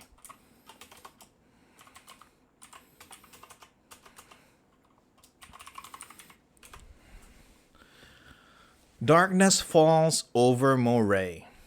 MOON2-1. This is the last one that we have. By Louis Giersch. Louis Giersch. And something that's interesting here, and I think I mentioned it yesterday. Let me see if I can scroll down. It's reviewed by JP.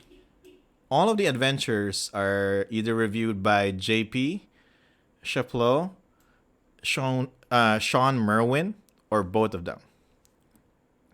But this last one, Eric Mengi is involved. And I keep mentioning it almost every stream. Like, Eric Mengi is like the main architect of the Rising Shadow storyline. Like, the next series of adventures that happen, that it's like set in the Moonshae Isles. He's part of that. He's the main architect, and then he's part of this. Like, that's good thing to know. That's an interesting info that we learn here. Is as he becomes part of this, he becomes like the main like lore guy, story guy, in the next edition of D&D for the Moonshae Isles. So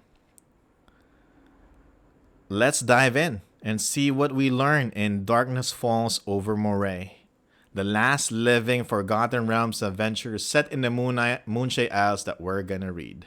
After this, we are graduates of LFR Moonshae Isles, or actually not graduates, but we have completed this subject, this course, basically. And we should have like a quiz, right? We should have like a test or something to see if you pass the course, if you can move on and take another subject or something. If we deserve going back to the Rising Shadows. Anyway, let's go through this, the last adventure, and hopefully we can finish it today. Let's go. Only a sliver of light separates quiz after college. Yeah. Only a sliver of light separates those who profit and those who perish on the island of Moray. When that light is extinguished, it is difficult for even the greatest heroes to find their way. A Living Forgotten Realms adventure set. This is for even lower levels. This is only for level 4 to 7.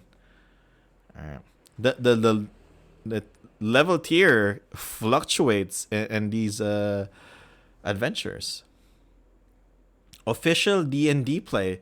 This has changed. It's no longer RPGA sanctioned play. So what does this mean? Most likely you ordered this adventure as part of an event. Okay, so it's the same thing. But they now say official D&D play. Must enroll in Wizards Play Network. Okay. Got it.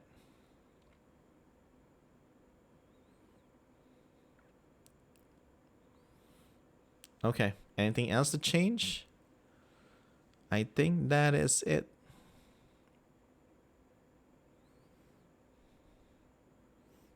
Let's go.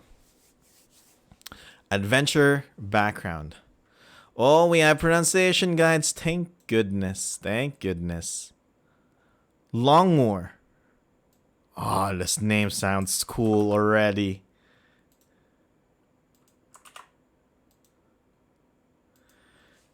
Because it's easy to pronounce, and then the spelling is complicated. So, for me, it's cool. If it's easy to pronounce, but the spelling is complicated, like it doesn't sound like how it's pronounced at all, then it's a cool name. Longmoor is a small but heavily defended port village. It's not an NPC, damn it. It's the location. Longmoor is a village located on the southern tip of the island of Moray. All right. So we're not going to put it here because I think it's on the map. Let's check before we read further. We need to go west, Moray. Here we go. Oh, it's not here. I think we need to write it then. Moray, Bray, Cork, Horst. Southern tip. There's nothing at the southern tip. But there is a port here, a port village. Interesting. So we are gonna write it.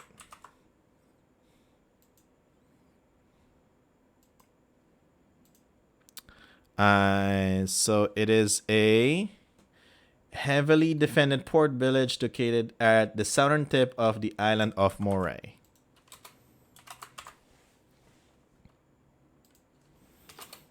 Interesting. A werewolf named Blood Eye. Sorry, it might sound annoying. I keep stopping. All right. And know what? We'll just read and then put everything later. A werewolf named Blood Eye and his forces have seized the lighthouse near Longmoor. Because of the lighthouse is not operating at the start of the adventure, the characters soon find themselves shipwrecked near Longmoor. Blood Eye intends to destroy the lighthouse as soon as he can, but he has also sent his warband to directly threaten the village of Longmoor. The villagers ask the characters to both drive away the warband and retake the lighthouse from Blood Eye. However, there is a deep disagreement over which should be done first. Some argue that the lighthouse must be the top priority because the entire island of Moray would be weakened by the loss of the lighthouse, and Longmoor would become particularly vulnerable. Others argue that the warband represents the more immediate danger to the people of Longmoor. Ultimately, the characters will choose which threat to face first and must accept the consequences of that decision. I like this already. If they stop the warband, the lighthouse is destroyed. If they save the lighthouse, the village is attacked, and they might need to fight the invaders amongst the burning buildings of Longmoor. What I like about Moray, but it's a sad, depressing situation, is that as an adventurer, as a hero, you need to make decisions, and that decision, whatever that is, has consequences, right? So that one is good. Like, sure, I want to be a hero. Like, what's his name? The son of the Daffyd. There you go, Daffyd McLear. Like, he wants to be a hero. He wants to save Moray, and when he went there, he died. Or at least one of the ending is that he died. Or like he lost a lot of people because he gathered people to fight with him and the people of Moray. But there's just the enemy is just, there's a lot of the black blood tribe in that area. So there's always consequences when you decide to do something in Moray. And even though like it's for like your decision is good in nature, something bad is still gonna happen. And that's why Moray now has this reputation, Nobody cares about them because you know what? Whatever we do, something bad is gonna happen in Moray anyway. So there. Where are we? Here we go. The DMs and so now so if you've been with us at the beginning, like since we started streaming this, and you start writing adventures set in the Moonshae Isles, or you run a campaign as a dungeon master. You run a campaign in the Moonshae Isles. You will probably common thing that will happen is you'll write an adventure in Moray, or you'll create a adventure in Moray and have all those typical adventure elements without knowing like the situation, like how it like the mood in Moray, like what it's really like in there. It's like there's a possibility if we didn't do all these research that you're just gonna look at Moray at the same as every other island, right? I have this happening. I set an adventure here in Care Moray, and I have merchants just going from one village to the other, and should be okay. Travel normally, and do a fetch quest, and then that's it, right? But after reading all these adventures, everything related to Moray, we know no, it's not gonna be as simple as going from one village to another, because once you leave like the defenses of that settlement, there's a big chance that you will die right away. Right? Like something bad is in if you cannot trust anybody, because the people that you are with can be a lycanthrope. The people that you're with will probably betray you. The foreigners in this area will probably betray you. And the people you grew up with will probably betray you and kill you. So,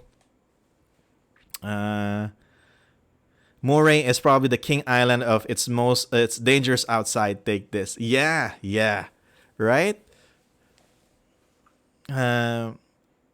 So it's good that we're doing this, because now we have this background. We know what it's like in the Isle of Moray, and it's good as well if we can convey that mood, that the things that we've learned to the players, so that they know as well that as soon as we give them an adventure set on Moray, they're gonna go, oh crap. All right, I don't want to go there. Like, if I love my character, can we skip this adventure? Yeah. So there has to be that dreaded feeling, and I wanna know. I wanna find a way to be able to make the players feel that. Probably like a 1-page primer of what the island is all about. But we'll see, because even with that, sometimes players don't read it. Even if it's 1 page, players don't read it. And especially if you're in a Adventures League setting or organized play system setting where time is limited, you don't really have the time to read like a 1-pager, right? As a player, I'm not here to read, I'm here to play. So, anyway, that's one of my designer wish list. Let's go back and read through this, because I know this is a long adventure. DM introduction. The adventure begins as the characters are hired as Marines to deliver a convoy of supplies to Moray.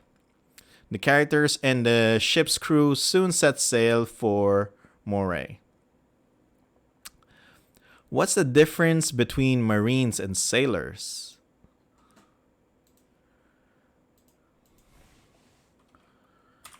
Marine versus sailor.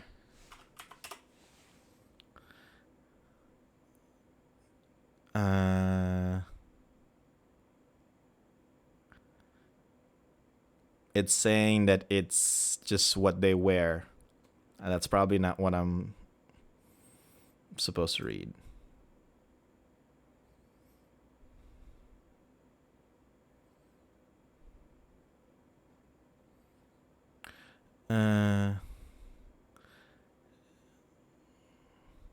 Marine serves in land and sea. Okay. So sailors are mostly at sea, if not all the time. But Marines can serve both in land and sea. Okay. And the characters and the ship's crew soon set sail for Moray. But unbeknown to anyone on board the lighthouse near Longmoor, was recently captured and is not currently operating. Consequently, the ship crashed near Longmoor, and the characters must quickly get themselves and the crew out of dangerous wilderness of Moray and into the relative safety of Longmoor. Like all of the scattered civilized settlements on Moray, Longmoor is frequently attacked by lycanthropes of the Black Blood tribe. An ambitious and aggressive werewolf named Blood Eye leads the Black Bloods in this area. Blood Eye knows that without the lighthouse, shipping between Moray and the rest of the world will become much more difficult, and this will make the people of Moray more vulnerable, especially the residents of Longmoor. Longmoor supports the mining operations in the nearby mountains known as Orc Skulls. Ore is brought from the local mines to Longmoor, and the raw metals are extracted and exported by ship. Because this area is too dangerous for large farms outside the village walls, substantial amounts of food are imported by ship to Longmoor. Without reliable shipping, Longmoor cannot survive. Okay, let's decide. This adventure wants us to decide, so let's pick a path. Should we save the lighthouse first, or save Longmoor? So remember, what's happening here is Blood Eye, the werewolf, is planning to destroy the lighthouse. If he destroys the lighthouse, trade here in Moray will become impossible, or at least in Longmoor will become impossible, and the people of Longmoor will die. All right, because they have to import food as well. If the lighthouse is destroyed, that's what will happen. If Longmoor, if we save the lighthouse, the people of Longmoor will be attacked. Like the village will be attacked, so people will die right away.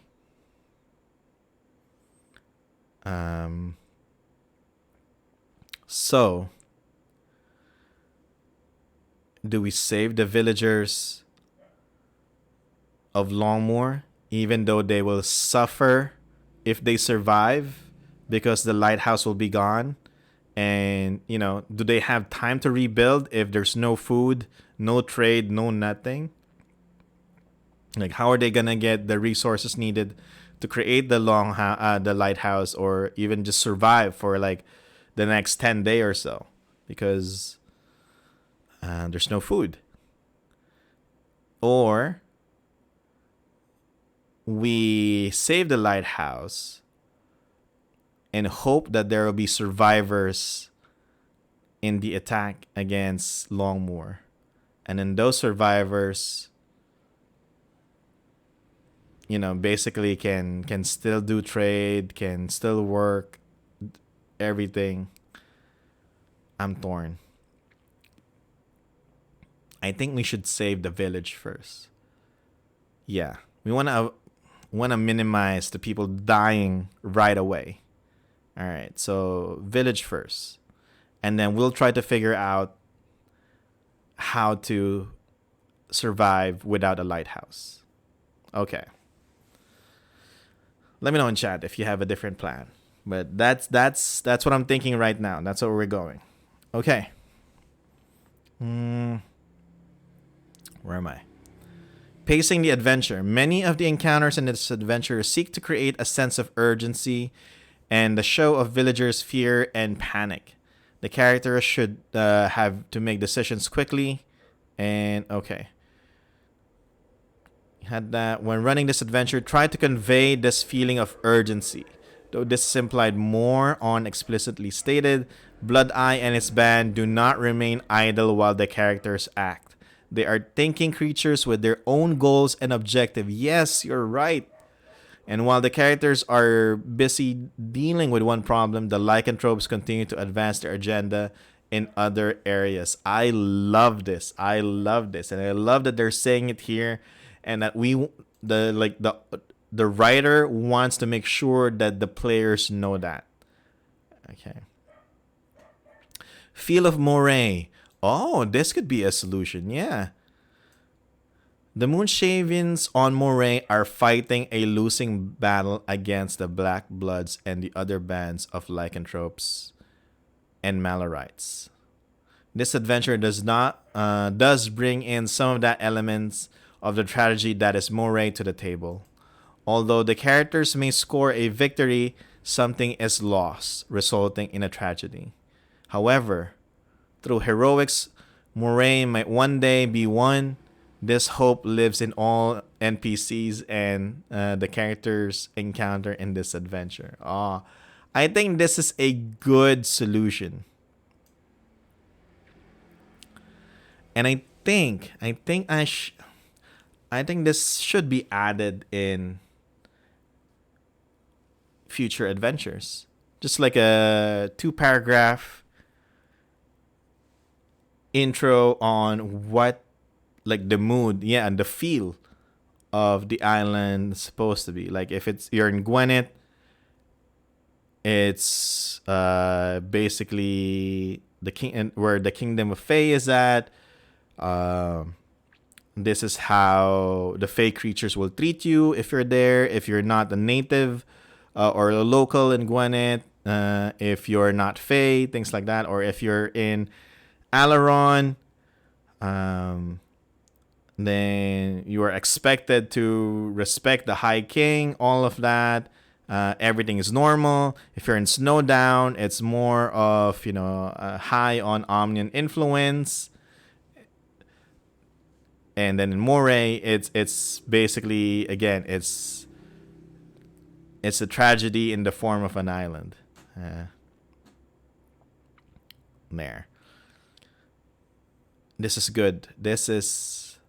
I think this should be added on our adventures. I should have a note there. I should have it on another note. But yep. That's good. Okay.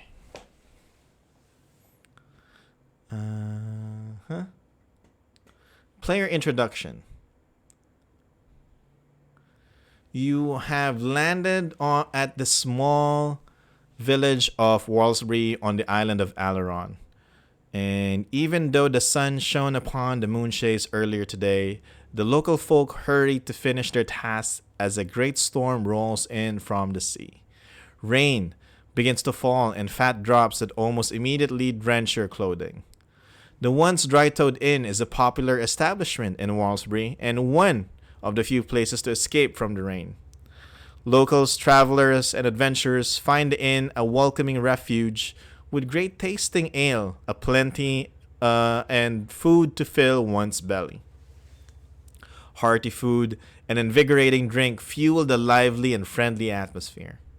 Boisterous tales of past adventure can be heard at every table, and it seems as though each patron competes to tell the most daring account of their greatest quests.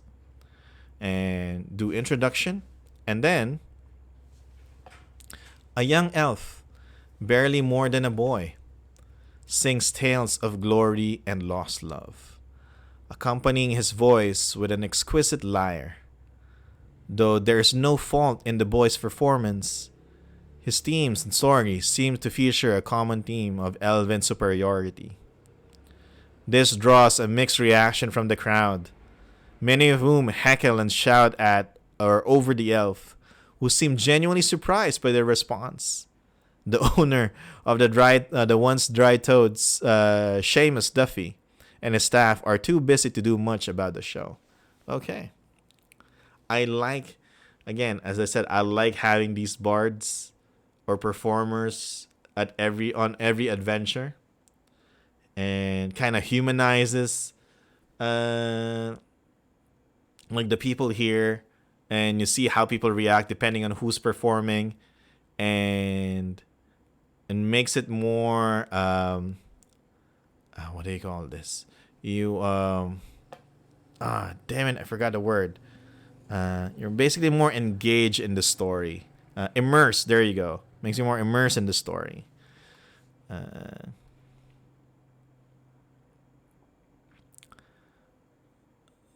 And once you're there, you meet the captain, Ulrich Ragnarsson. Oh, this one.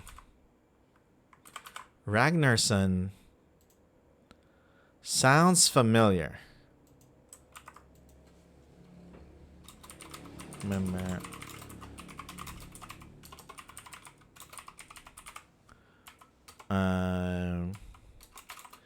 And King's son. Which king?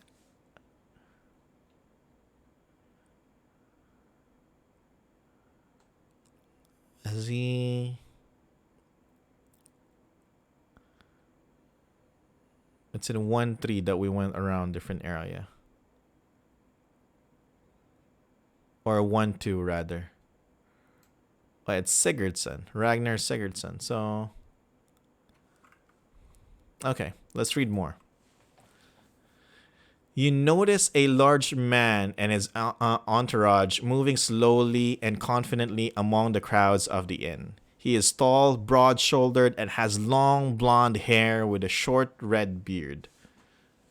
At his side is a sheatheded silvered sword with a magnificently crafted hilt. On his back, he wears a rugged bearskin cloak that is intricately decorated with silver threads. The locals treat him with the same deference and respect. You know what? I'm going to Google that word.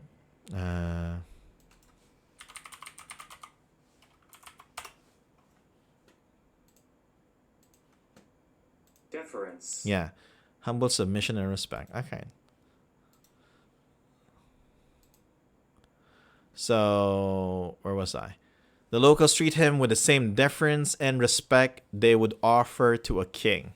He moves through the crowd, politely listening to the local stories and tall tales.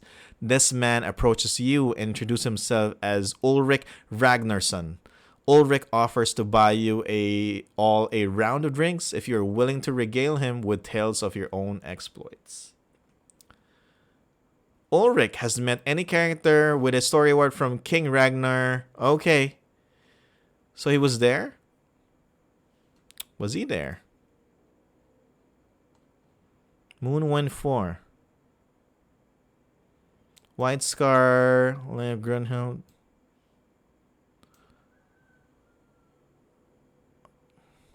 No, it's in 1-2. Alright.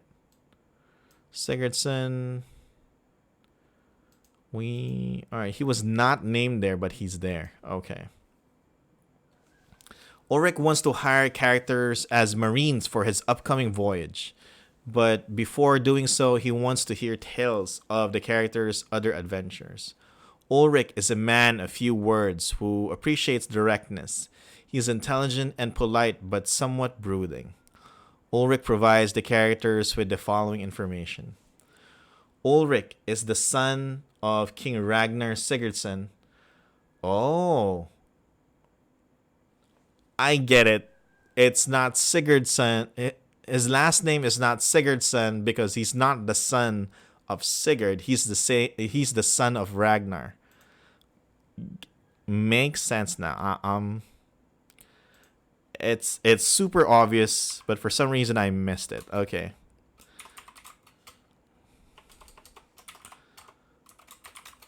Son of Ragnar Sigurdsson. Yeah. Yeah, he's the name of Ragnar, so his name should be Ragnarsson. Yeah, I was somehow expecting that Ulrich will have the same last name as Ragnar because they're relatives. But yeah, it makes sense. He's alright. Ulrich is the son, so he's the uncle of David and the brother of David's mother. Grunhild. There you go. Yeah, it says here. And the brother to Grunhild MacLear, and thus brother-in-law to the chief. Got it. That makes him David's uncle. Yep. We figured that out. Ulrich is the captain of a sturdy Northlander longboat called the Lightning. Alright.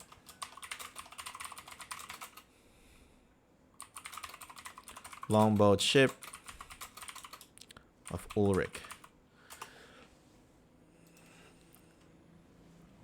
Alright. And his ship sets sail tomorrow at high tide for the fortified port of Longmoor, on Moray. Excuse me.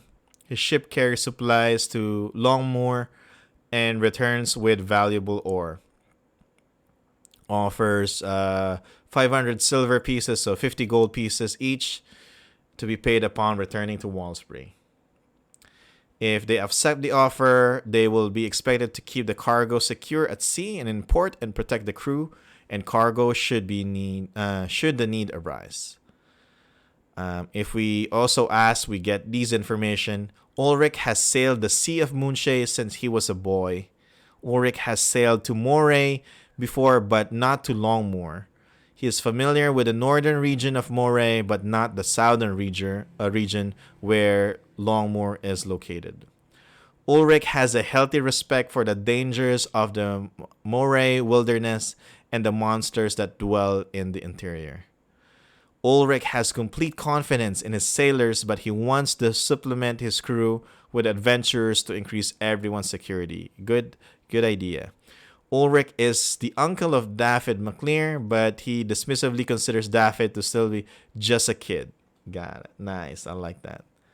And we start sail, make some purchases before setting sail, and we go to encounter 2. Skill checks. So no fight here. The longboat navigates the treacherous sea and makes good time toward Longmoor. It is early morning as you near the southern shore of Moray. The fog has grown unnervingly thick, although no one can see the land. The crew trust the captain's bearings. Suddenly, the ship lurches to a halt, and the unmistakable din of shattering timbers can mean only one thing. The lightning has ran afoul of the treacherous rocks off the coast of Moray. With a loud crack, the lightning breaks into 1,000 pieces, dropping you, the crew, and all the cargo into the fog-covered ocean below. The sailors try to swim or hang on to pieces of debris. Oh, wow. And it kind of like thematically appropriate too, like the crack of lightning, right? Because the ship is called Lightning, and then you hear a loud crack, and then boom, ship is destroyed. I like the storytelling of this adventure so far. Yeah, the storytelling aspect is kind of cool. The lightning crumbles apart. Each character has to make athletics check. It's this adventure is starting to sound like 5th edition. The way it's worded and stuff. So if the endurance check fails, athletics check, okay. Once on the shore, the characters engage in a multi-stage scale challenge to get from the shipwreck to the village of Longmoor. Okay. What do we have here? Keep the action flowing. Feel like they're growing danger every minute. Throughout the skill challenge, should feel a sense of urgency and hurry. Okay. And skill challenge, onward to Longmoor. They reach the town without falling prey to the dangers of the wilderness.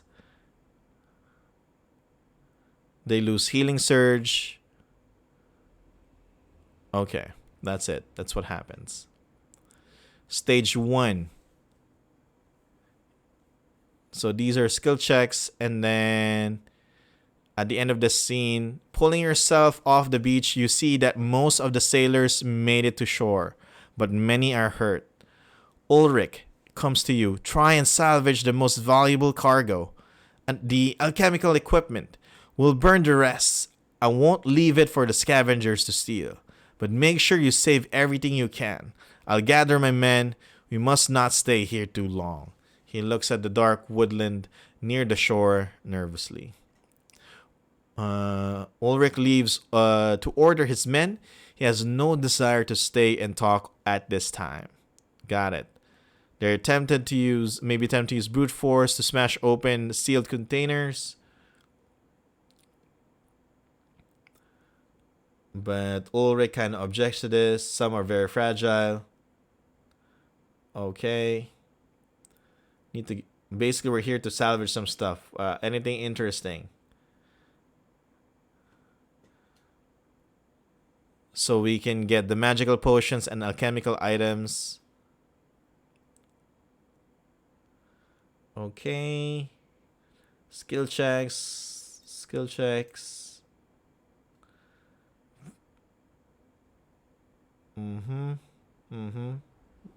That's it. All right. Stage 2. You have salvaged what you can from the wreckage. Ulrich orders his men to set the remaining supplies and broken crates on fire to deny them to scavengers. To me, Ulrich calls to the crew, we cannot spend more time here. We have to reach the safety of the walls of Longmoor. Help another or make supplies for the trip. Longmoor cannot be more than a few miles away. May Tempus look upon us to live to fight another day. And the men obey their captain without a word. That is some loyal crew right there. So another set of skill checks. And okay. Nothing here lore-wise. It's just mechanics basically. And when you complete the skill challenge, trigger an attack by wandering orcs. Probably from the Orc Skull Mountain. Okay. And then ending the encounter, they reach the safety of Longmoor along with Ulrich and the rest of his crew. Got it. Longmoor. What do we have here? So we have some NPCs. We have Kieran McInnes. So Kieran... And, oh, Daffyd is here. Why is that? So, canon. All right, let me try to put the pieces together. So, in 1.5, where we have to face... No, not 1.5. 1.4, where we have to face White Scar. There's an ending there where Daffyd McLear will die. So that's one of the endings that you can get there. So the canon ending that the writers, the storyline leads and everything has chosen is that Daffyd survived, because this is an adventure after 1.4. So they decided that, yeah, the canon one is that Daffyd lives. He doesn't die. Okay. And he's here. Why is he here? Let's find out. The location of Longmoor on Moray and a reference map of the adventure's locations can be found in appendix. Got it. Longmoor is a small but heavily defended port village located on the southern tip of the island of Moray. Longmoor supports the mining operations in the nearby mountains, known as the Orc Skull Mountains. We know that. Ore is brought to the mines to Longmoor, and the raw metals are extracted and exported by ship. We know that as well. Because this area is too dangerous for large farms outside the village walls, substantial amounts of food are imported by ship to Longmoor. So we sell ore, in return we get some food. Without reliable shipping, Longmoor cannot survive. Most of the villagers are young people who came from around the world to work the lucrative but dangerous jobs of Longmoor, such as mining, ore refining, and guarding caravans moving between the village and the mines.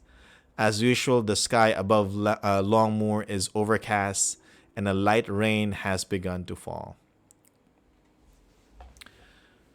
We know that it always rains here, so it's like London again. London, like like in the UK, so it's like raining most of the time. I think that's like the weather here, and also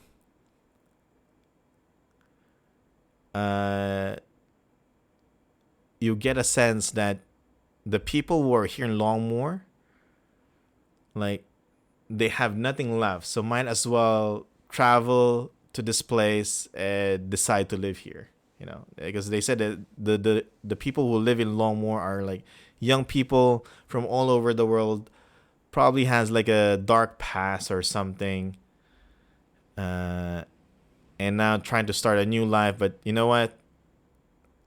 It's not that easy. It's not easy to do that. And these are the folks who probably don't have a lot of choices and either die or try to survive in a place that is super, super dangerous like Moray. And Longmoor is ruled by a sickly, aging king, King Donald McInnes, who lets his council rule in his place. All right, so this is a era where they still call the rulers here king. And with... All right, we have that. So we have... Is it Donald McInnes, king of...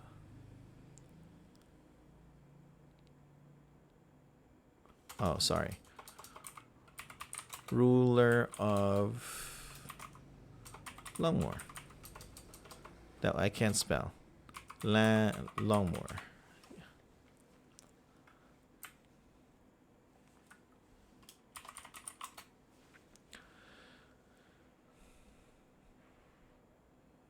The council is composed of the king's sons, the mine owners, the merchants, and other minor notables from the area. Although they often have loud and animated debates, the council has ruled wisely, and most people consider them to be good rulers. Good job. Entering Longmoor. Longmoor had the guards throw a single steel dagger to the newcomers. What the hell am I saying? Everyone is required to cut themselves and show the blood. This is to reveal any lycanthrope among the characters. Yes. If any of the characters is a shifter, an anthropomorphic animal such as gnolls or minotaurs, a race known to be allied with the black blood, such as orcs, half-orcs, and goblins, any race with shape-shifting abilities such as doppelgangers, or a lycanthrope, the guards initially refuse to allow them to enter. Ulrich must personally vouch for those characters. Even with the support of monstrous characters, they get some deductions, some penalties on some skills. All right.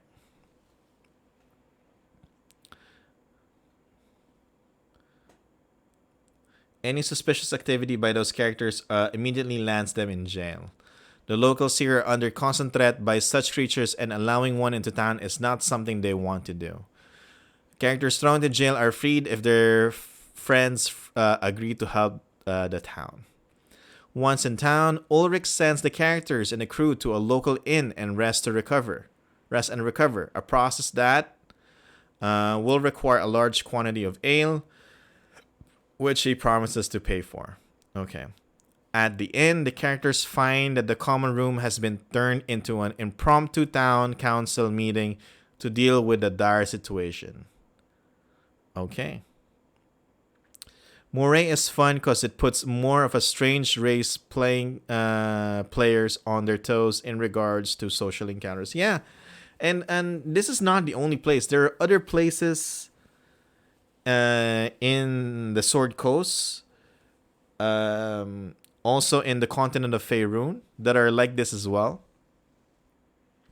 But in Adventures League, I find it that they just ignore that part. Like, let's not bother to roleplay, even though goblinoids are not allowed in town. Let's not bother roleplaying about it. You know what? You get a free pass. That's it. But here, it's supposed to be RP'd. You're supposed to make it not difficult, but challenging for those who selected, those kind of races. Like, if you choose to be a Minotaur, there is consequences. And if you choose to be human and you go to a Minotaur village, there's gonna be consequences. It has to be like, I hope like you give it a chance that you RP those moments, because that kind of adds depth, and again that kind of adds like the immersion in terms of when you're playing Dungeons and Dragons. It adds to that. So yeah, like, cause just imagine you're in the city, you're in New York,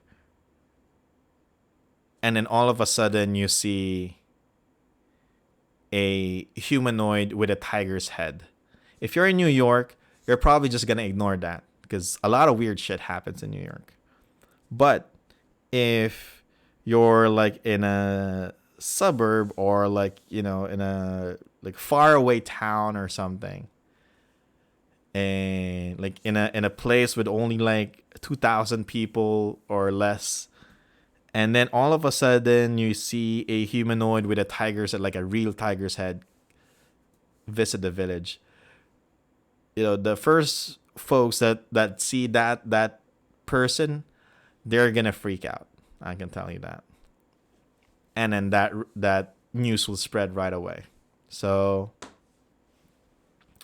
I hope that these moments like this, it gets role played in games and not just ignored. Anyway, Daffyd. I'm seeing Daffyd's name. Daffyd, why are you here? Are you obsessed in saving Moray? Is this what's happening? Daffyd is obsessed in saving Moray? As soon as the characters enter the inn, Daffyd seeks them out. Alright, so we have those story awards. Immediately known to Daffyd, last year Daffyd led an army against the Black Blood tribe and inflicted a major defeat upon them. His victory against them has made him something of a war hero on Moray. Oh my goodness.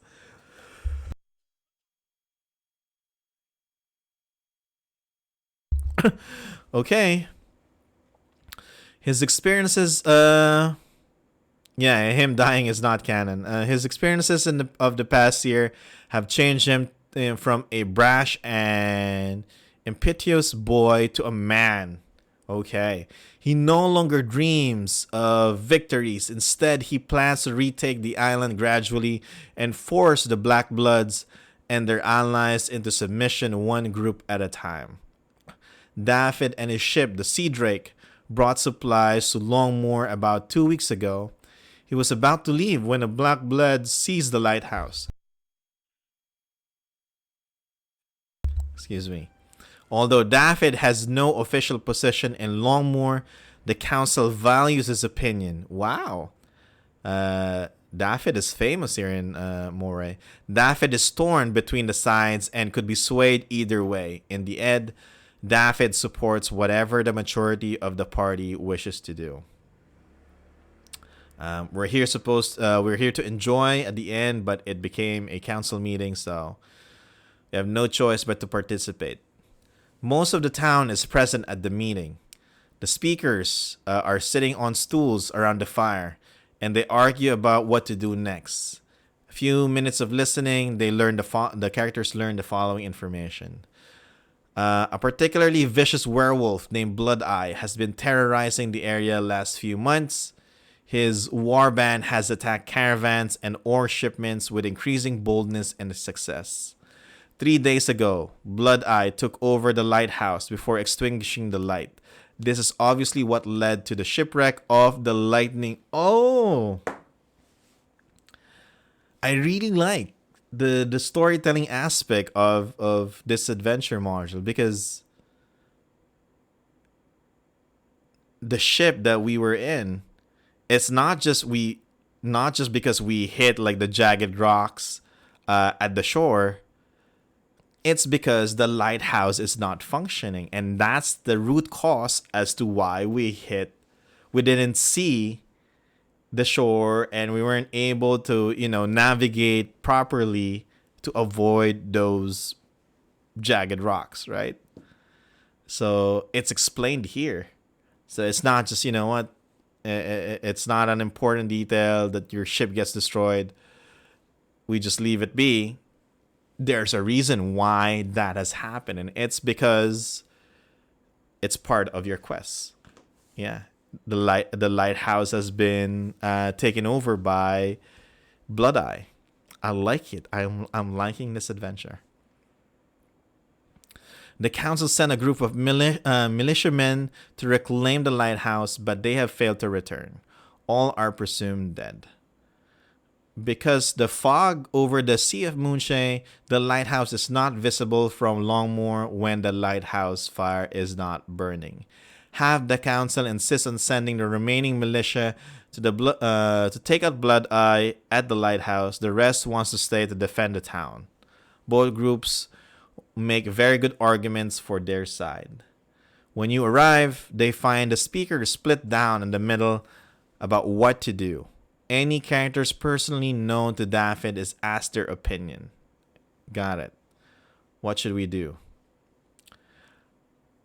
Every good argument. The discussion is interrupted when militiamen burst in and reports that scouts have spotted a sizable warband of Black Bloods on the hilltop west of the village. This information throws the meeting into further chaos. From that hill, the Black Bloods could set up war machines and attack the town. Wow.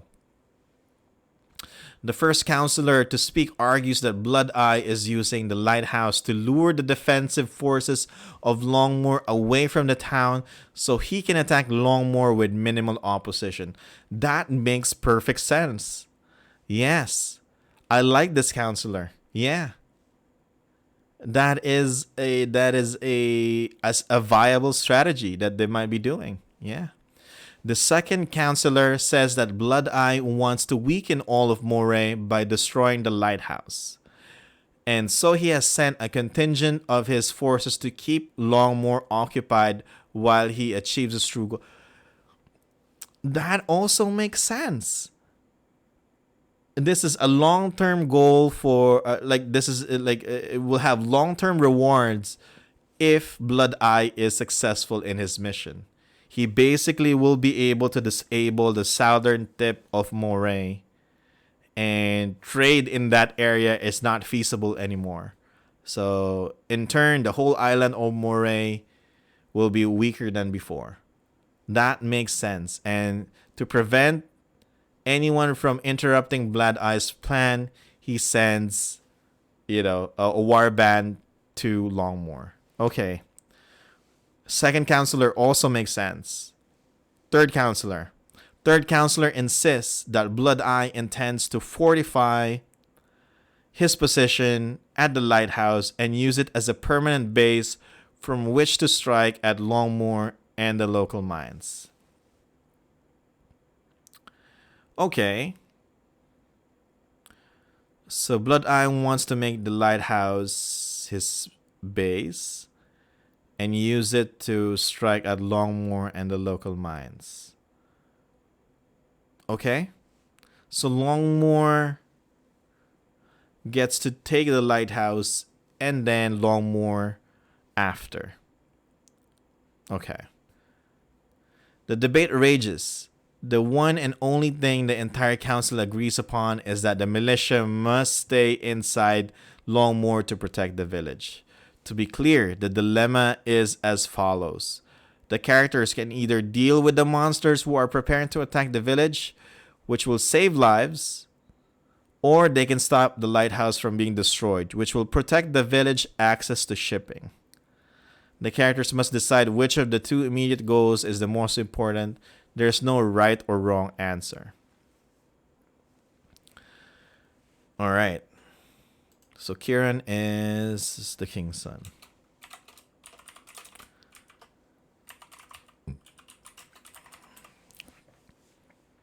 Kieran McInnes, the king's son, stands, raising his hand in a gesture of command. The room goes silent. We all agree that the militia must stay within Longmoor. But at the same time, we all agree that we cannot stay idle while this half-beast fortifies and readies his forces for an attack on the home of our ancestors. Ulrich, you said your men were at our disposal? We stand ready, replies Ulrich, glancing meaningfully in your direction.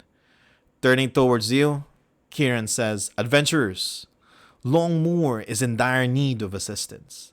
Your captain has offered your services to us.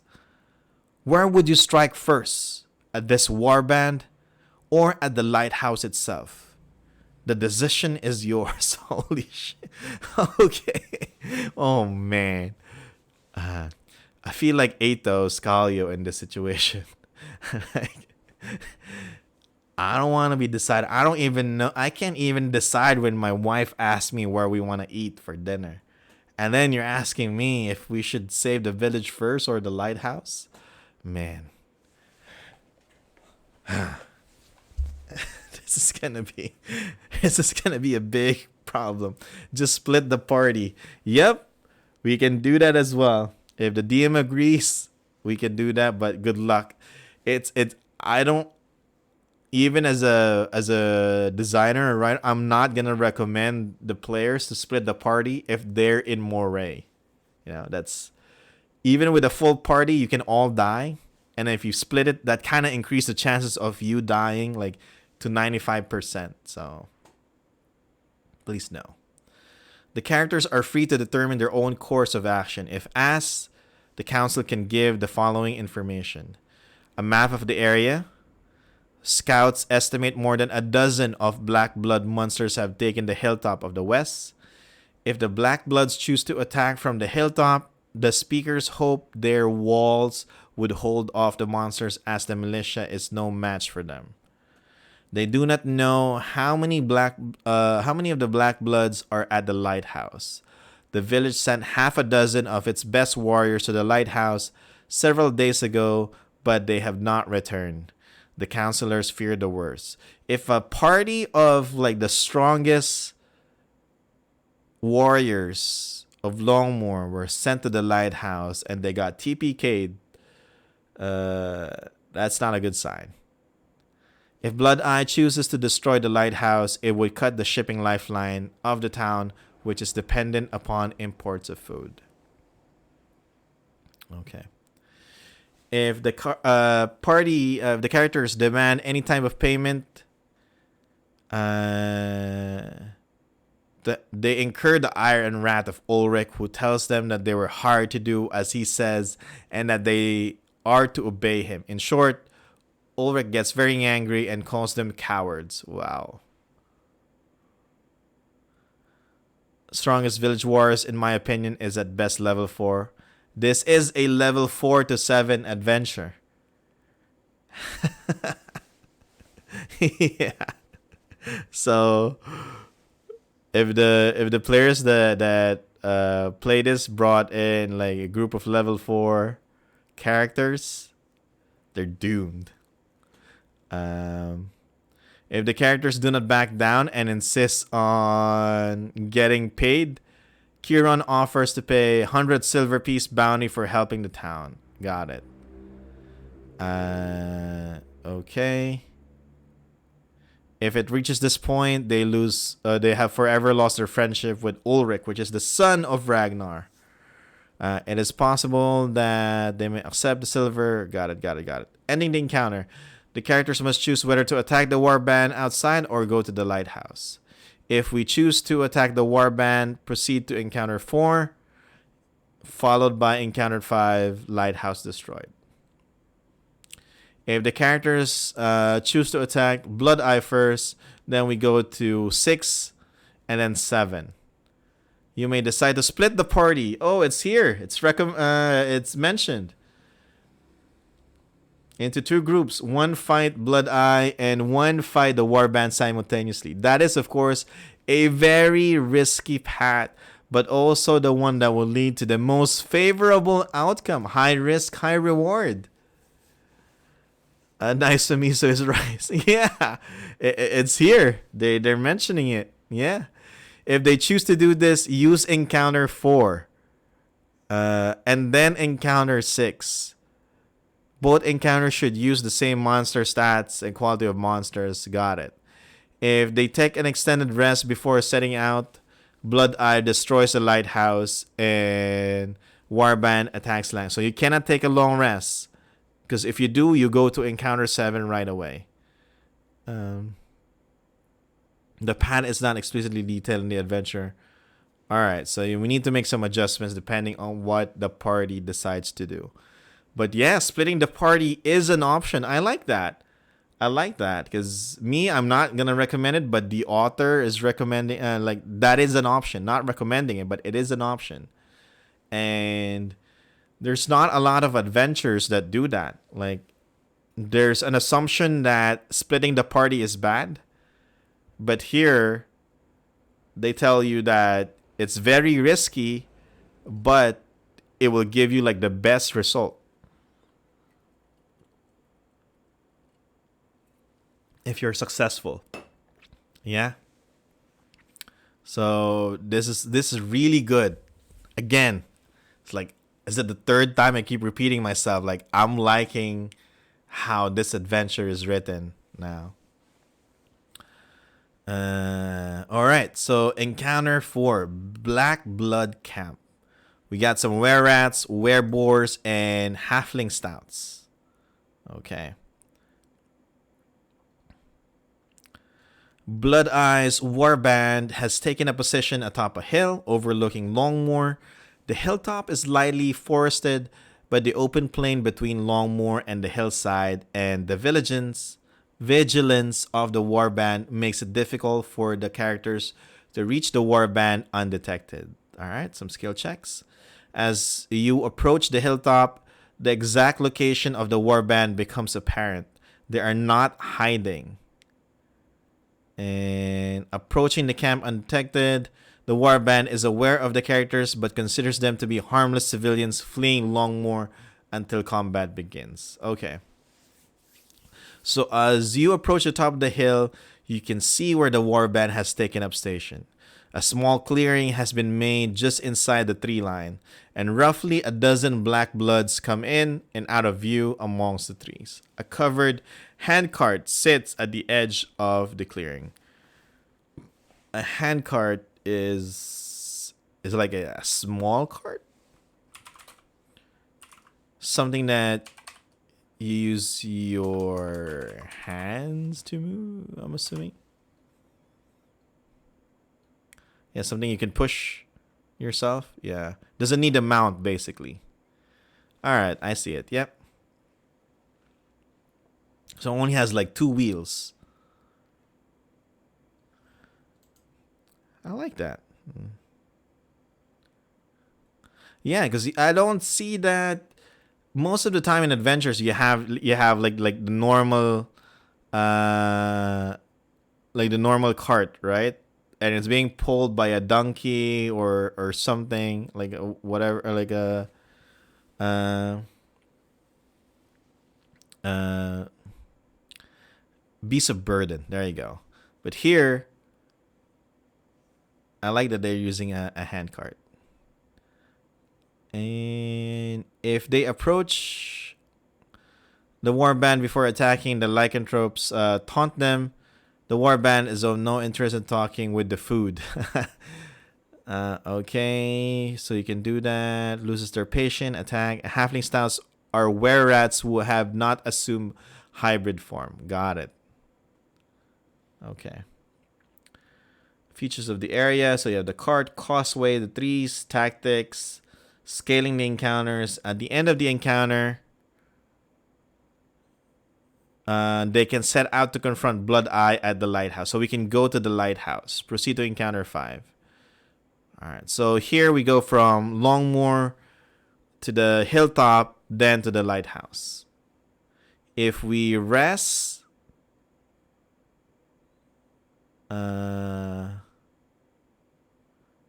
okay. Following this encounter, okay. Nothing happens if we take an extended rest.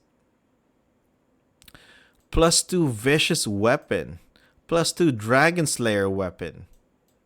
Okay, those are some good stuff. Encounter 4. All right. Yeah, the map, the setup. That's a lot of monsters. That's a lot of monsters.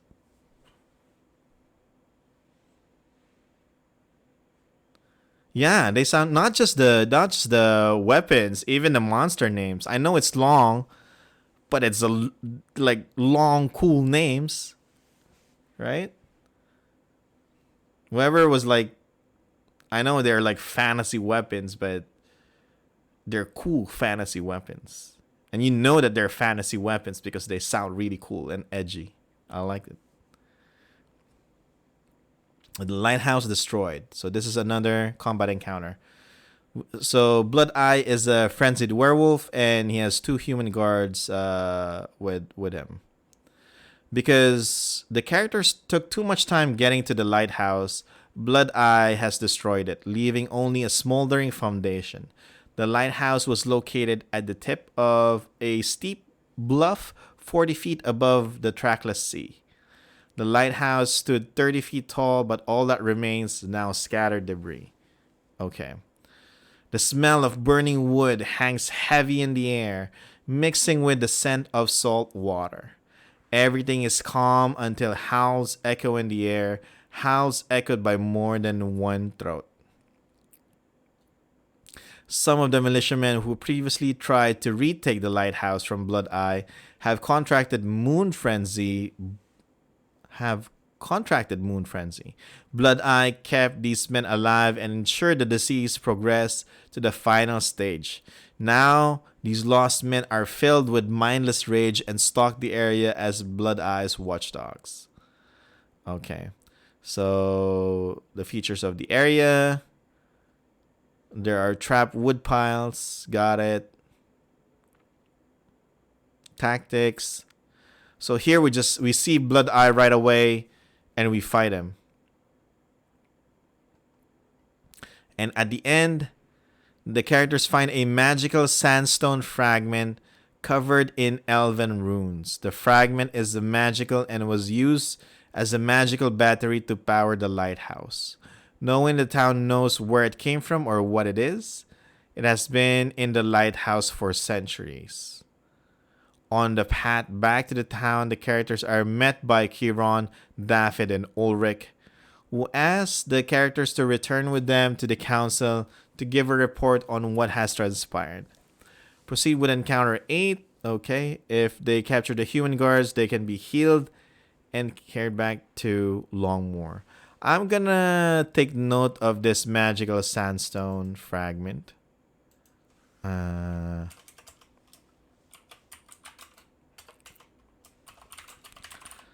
lighthouse in Langmoor has a magical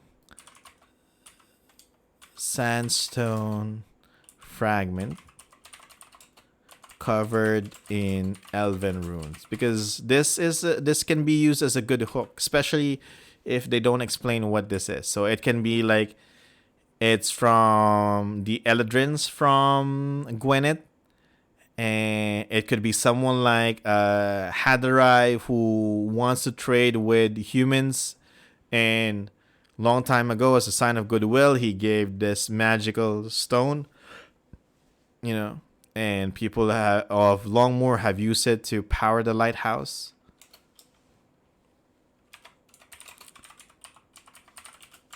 So if the origin of this fragment is not explained here, we can use it for future adventures.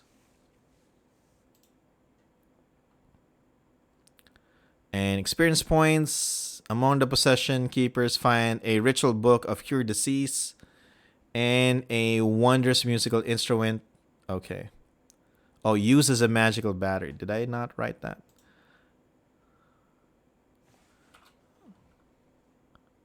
Oh, okay. And use as a magical battery. So for example, we need in an adventure, there's a need to create a weapon, like a magical weapon, but something needs to power it up, right? And then there's a story, you know, of a hero long time ago named Daffyd MacLear, was obsessed in saving Moray.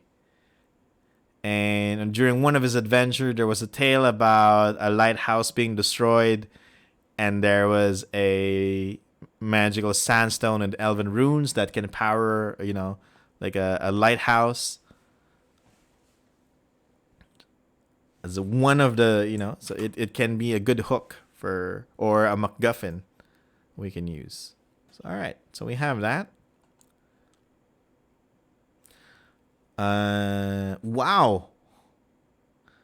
Level 7 has 328 hit points that regenerates and can move 6 squares. I'm assuming 8 in wolf form. Holy crap. What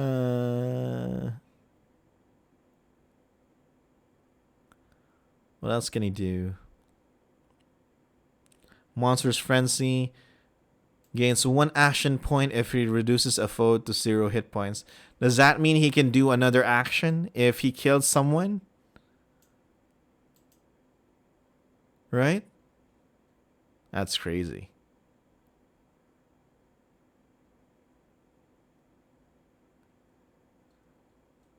AC 21, Fortitude 23, Reflex 21, Will 20. Those are some high numbers. Wow. And then if you're like a high level, if we adjust this and we give you like the high level monsters, wow, almost 400 hit points. Like this guy has more hit points than some of the demon lords in the Abyss in 5th edition. Wow. Good job. You have that. All right. And then, so we need to retake the lighthouse because it's been this. If we go, this is the save the lighthouse path. All right. So on this part, encounter 6, the lighthouse has not been destroyed yet. So, okay. All right, almost the same information. The salty smell of seawater hangs heavy in the fog that permeates everything. The calm is broken with howls echoing in the air. Howls echoed by more than one throat. It's more than one wolf, one werewolf here. Some of the militiamen who previously tried to retake the lighthouse from Blood Eye have contracted the moon frenzy. Okay, so now we have to fight them because they're all just raging, all mindless. And we fight. But here the lighthouse is still intact. And ending the encounter.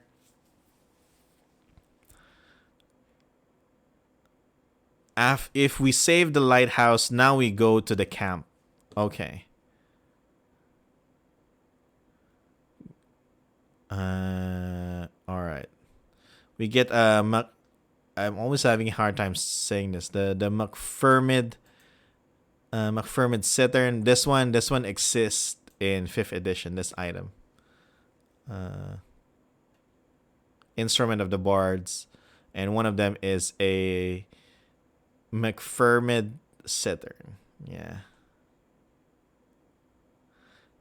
And Black Blood Assault, this is, we took too long because we went to the lighthouse first. So what happens here? The Black Bloods use a handcart of explosives to demolish a section of the protected wall surrounding Longmoor. Through the smoke and confusion, the Black Bloods launch an assault. They kill anyone they find. Oh my god. The characters approach the area of the explosion to stop the warband, which was already killed several villagers and set fire to the buildings near the breach. A loud boom echoes through the streets. Panic sets in as the horn and alarm sounds. "They've entered the town! Flee for your lives!" cry the locals. The smell of burning wood and smoke reach your nostrils. The Black Bloods have launched their assault. And if you remember, when we read one of the Rising Shadow adventures, MOON2-1, Defenders of Moray, those were like the Black Bloods doing a full frontal assault on Moray. And so that means, so that means in 5th edition, the Black Bloods are still alive and stronger than ever because they're not just attacking like a small port village like Longmoor. They're attacking like the main, like the city in Moray, which is Moray. Just these Black Bloods are really, really strong. And the Halfling Styles or Were-Rats. Okay, so we fight them. So there are civilians here, desperately trying to put out the fires. Okay, noted. Debris, fires that you can... Alright, you might take damage. Tactics. Scaling the encounter. Ending the encounter. After defeating the warband, the characters can tend to the wounded and dying peasants and help extinguish the buildings they have started to burn down. Finally, the militia organizes and realizes that there was only a single main assault. Blood Eye's band launched diversion attacks against other points of the town to keep the militia busy. Townsfolk rush to the area to supplement the damage control efforts. Soon, Chiron, Daphid, and Ulrich arrive once the situation seems to be under control and ask you to return with them to present a report to the council. All 3 men have minor injuries and were involved in battle elsewhere in town. Proceed to encounter 8. Passing threat. All right.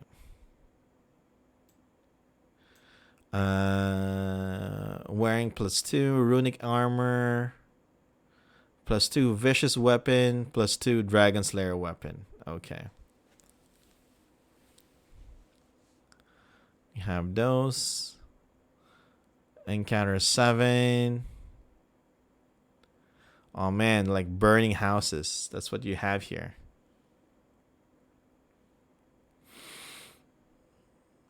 Encounter 8. I think we're almost done. After fighting Blood Eye and his warband, the characters return to the village council to report on what has transpired. If the Black Bloods attack the village, they severely damage the inn, and several of the members of the council who were once there are now gone. Oh wow. So man, that is, I want to run this adventure. Was that is a cool scene because you started out with these councilmen, council members at the end, giving you like sound argument, like this is what's gonna happen. This is what we should do because I think this is what they're planning. And then after like the Blood Blocks attack, or you went to the lighthouse, you go back to the inn and you see like two of them are no longer there. And like you see the people that are in this meeting broken, defeated, and like suffering the loss of their loved ones because of the attack of the Black Blood tribe. Wow. Okay. And the speakers listen to the characters' description of their battles with Blood Eye and his warband. The alchemical explosives are of particular interest to the council. The acquisition and intended use of the explosives by Blood Eye and his warband makes the members of the council suspicious. The explosives are very expensive and obviously quite dangerous in the wrong hands, and shipments of explosives from Longmoor to the local mines are thus infrequent and kept in strict secrecy. After the characters finish telling the story of what they found, the council thanks them. Regardless of what order the characters fought Blood Eye and the Warband, the council agrees that the characters saved the town, and though many suffered, the worst was avoided. It was a fortunate situation, but there would have surely been more death and destruction if not for their intervention. Soon the discussion moves on the topic of rebuilding and improving defenses for both the village and the lighthouse. Here. There is a conclusion. The adventure can either end, or at the end of this encounter, or if time permits, proceed to, we have encounter 9, extra encounter. Okay. And it expand the story and explain how the Black Bloods acquired the alchemical explosive. Oh, I want to learn this. Okay. I have theories, but we're going to read the conclusion first. As the meeting comes to an end, you are now approached by a few council members who offer to buy you food, drink, and lodging at the nearby inn. As you enter the inn, Kieran McInnes calls out to the patrons. Friends, recent events have brought much tragedy to our village, but these heroes have led us back from the brink of total disaster. We owe them a great debt, and I'm sure we are all grateful. With grim nods, the villagers of Longmoor agree. A dour toast is made in your honor before everyone returns to pondering what has befallen them.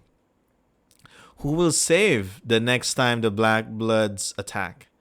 Will there be adventures on hand? And with this, we can get a +2 magic implement or boots of striding. Okay, before we go to encounter 9, this will explain how the Black Bloods acquired alchemical explosives. So I'm thinking of 2 things. One, that might be a bit obvious. Ulrich is working with the Black Bloods. On the earlier part of the adventure, when the lightning exploded, basically, he asked us to get, or at least find, like, the chemical equipment, right? That one we need to save. The rest we can just burn them. and the warband attack happened when we're here in Longmoor. So I'm thinking that Ulrich is secretly working with the Black Bloods. It's one theory. Second one, I think David is a traitor. Every time something bad happens in Moray where we are involved, David is also there. Yeah. Because isn't it weird that David is here? Why is David here? David said that he went here. It was mentioned that David went here like to bring like provisions to the people of Longmoor. He's supposed to leave, but then there's like a problem of the lighthouse versus the warband, right? Or protecting Longmoor.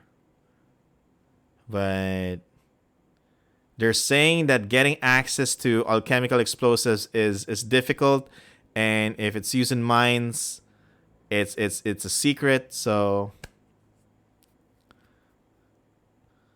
yeah, I know. That's the thing. That's the beauty of it, because these writers, these people, like the ones who made these adventures, they want us to think that David is a hero, right? So that the betrayal is gonna be, it's gonna break our hearts when it happens, right? I have that. So we're all thinking that David is out here helping Moray, but in turn he's just kind of like doing a fisherman on us, and because technically the Black Bloods are successful. They either destroyed a lighthouse or successfully attacked Longmoor and killed a lot of people. So either way, it's a win for the Black Bloods. We'll see. Okay. Yeah, like they did Bart. It was. Let's go through it. All right, I'm excited now. All right. Conspiracy. All right. I'm liking this already. Oh boy.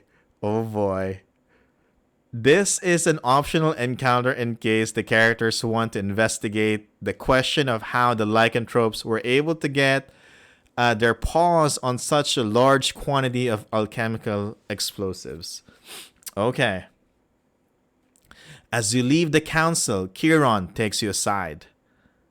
The fact that Blood Eye was able to capture such a significant amount of explosive hints at the possibility that someone inside Longmoor has been feeding Blood Eye information. Can you look into this? The possibility of having a traitor in our midst is worrisome, to say the least. You have shown yourself to be resourceful, and I'm confident that you can get to the bottom of this. You have 3 people involved, 3 main NPCs involved in the last few encounters. Chiron, Ulrich, and David. Chiron is the quest giver, so he cannot be the traitor. Ulrich or David. Okay, let's go. Extended rest. We get some rest. Skill challenge. Investigate the possibility that someone in Longmoor was in league with Blood Eye. Right, he's giving the quest. Victory. The characters find convincing evidence that man, I'm getting a bad result. Like it's a local. That's the traitor. The characters find convincing evidence that a logistics clerk named Jinkerton has been sending Blood Eye information about supply caravans to the mines. Damn it. The characters are unable to find evidence of a conspiracy. It's possible they think that Jinkerton was abducted. Ah, man. The characters want to use skill checks. Yeah, you don't even. Who the heck is Jinkerton? The following clues can lead the characters to success. In short, no one NPC has all the answers. They have to ask a number of people and they get all these clues, basically. Other than the characters, the Lightning Screw and Daffod's crew, no one new has arrived in town within the last month. All right, so that makes Ulrich and Daffod suspicious, right? A clerk named Jinkerton has been missing ever since the lighthouse was first captured by Blood Eye. He used to work in the shipping office of a major merchant consortium in town. Okay? Jinkerton came from Alaron. Alaron is where Walsbury is located. And he has worked at his current job for the last 6 months. Other shipping clerks have also disappeared. People assume they just left boarding ships headed for anywhere but here. Okay, that's reasonable way of thinking. The head of the shipping consortium, Maldwin, is afraid of losing his job and he has been trying to cut costs. Maldwin strongly disliked Jinkerton, but Jinkerton did his job very well. Jinkerton was the one who has been organizing the caravans to the mines and was the only person who knew about the shipping of explosives. Maldwin. What did I say? Maldwin. Yeah, Maldwin. Okay. Jinkerton. Damn it. Jinkerton rented an apartment by the docks. Inside Jinkerton's apartment, the characters find a symbol of Malar. Okay, so we have Malar involved here, Lord of the Beasts. So Jinkerton is working with the Black Bloods. All right, and notes of how to mix the explosive. Same kind, use the lighthouse and the walls. Okay. Being mad at yeah, okay. I thought at first you're telling me how to pronounce things, and then I realized it when I read it again. Yeah, but too late now. They also find his ritual scroll of sending. The apartment appears to have been hastily abandoned. Okay. Ending the encounter, fail the skill challenge, they find no evidence. Jinkerton left long more before the characters begin their investigation, and so the characters will not directly encounter him regardless of success or failure with the skill challenge. Yeah, that feeling when you're theory crafted a funner conspiracy. Man, I overestimated that. Like, I thought they really wanted to hurt us, like, really bad. But no, it's just some Jinkerton. You know what? I'm gonna write it here. Jinkerton works with the Black Blood. What does he do? He's a logistics clerk. Okay. That's it. And with that,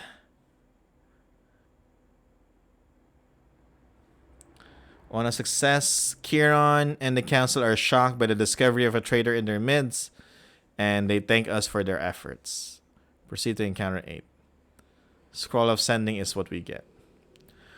What do you think of the DMs adding a press for time, have extra time section for their modules? Something writers should strive for, or really just a bonus? A lot of adventure writers do this. They always have like a sidebar. Like, if you're pressed for time, you can skip this section. I like to have those things because, again, some especially in the US, a lot of these adventure modules for organized play are being ran in conventions and events. So really, like, having like a set time frame is required. So finishing your module on time is really, you need to do that, or else no matter what happens, you have to stop the adventure because either another group of players need to come in, and a new game is about to happen, and your group, if you don't finish the adventure, will not have a good time basically. So these things, having a section tell you that if you're pressed for time, you can skip this part, but if you're not pressed for time and you want to savor more of what's happening in this adventure, or you want to like fully immerse yourself in the events happening in this adventure module, go right ahead. Yeah. And that's why in my games in virtual D&D weekend, that's actually happening this weekend. If actually, I should post the link here. These are my games. I'm not sure. I haven't checked them, but if there are free tables, feel free to join them. But basically, in my games, that's why I always tell my players that there is a possibility that the game might extend for half an hour, because I want them to fully enjoy the adventure that they're playing, especially if they paid for it, right? Because it is a paid game. You had to purchase a ticket to be able to play at the virtual D&D weekend. But sometimes in conventions, you don't have that luxury, and you have to end in 4 hours. So for me, my opinion on that, I like it. Writers should have that. And so at least you can help the dungeon master control the game and make sure that they can end on time if they are, if there's a time limit. So that's it. And that is also the end of the adventure. That's all we have here.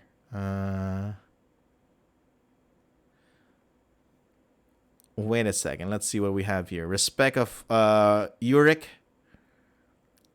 You have guided shipwreck, lightning, safety. All right. Oryx may open many doors for you in the Moonshae Isles. Okay. Mercenary at heart. You do nothing unless coin is offered to you. You have forever lost the friendship of Ulrich Ragnarsson. Memorial tablet. I think this one is the magical stone we found at the lighthouse. You found a fragment of a sandstone tablet chiseled with ancient runes. The runes, which looks like ancient twisted elven script, are impossible to decipher.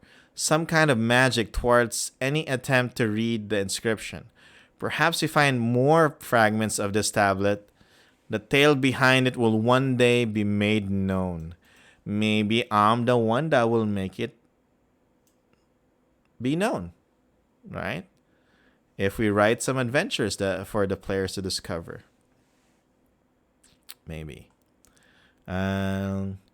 Rules, the Cittern, Runic Armor +2. You gain an item bonus to Arcana. When you use Second Wind, you also gain a bonus to damage rolls with arcane attack powers equal to the armor's enhancement bonus. So this is a +2, so you get +2 bonus to damage rolls. Nice. That's good. Longmoor is here. Yep. So we're right. It's right here. And we have a good map here as well. Shipwreck, Hilltop, Longmoor, Lighthouse. Nice. Okay. And this is the... let me move the PDF. This is the mysterious fragment. Oh man, are we gonna decipher this?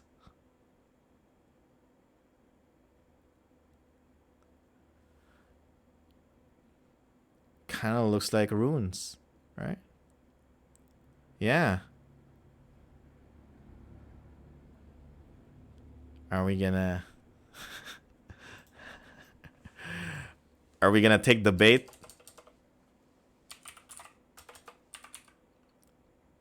And try to decode it?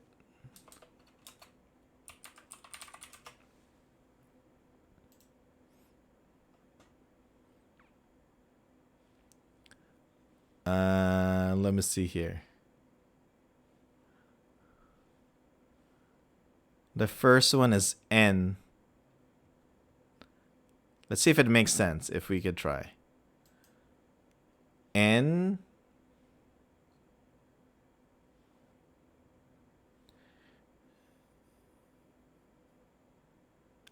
IA, nya, or IAR. Oh, sorry, no, I'm looking at the wrong one. Damn it. K.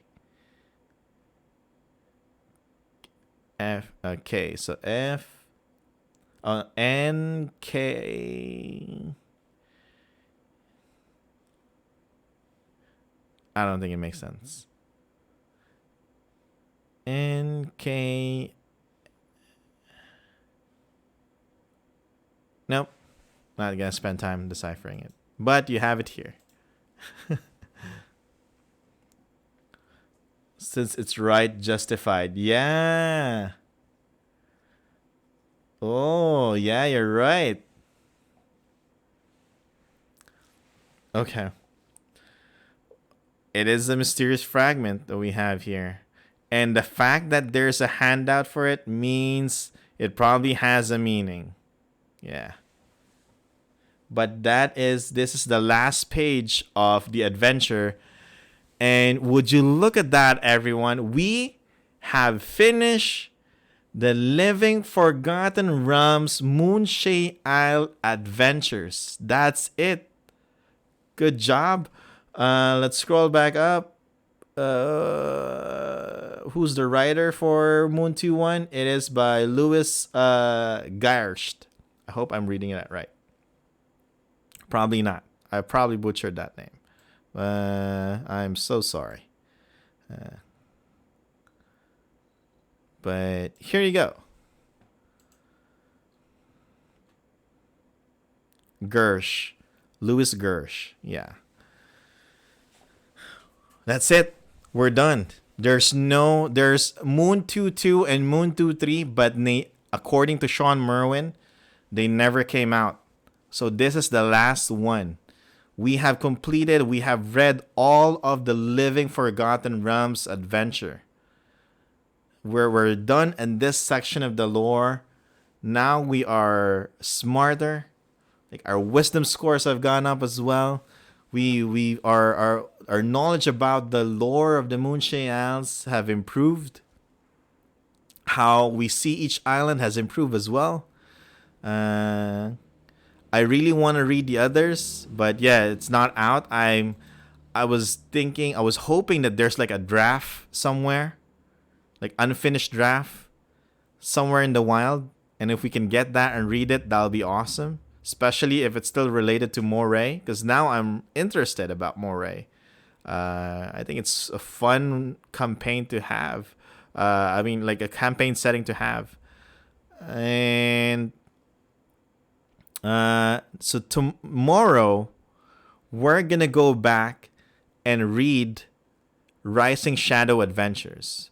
So on our first ever stream, we read MOON1-1. Let me try to get a title of that again. Where is that? Rising Shadow Adventures.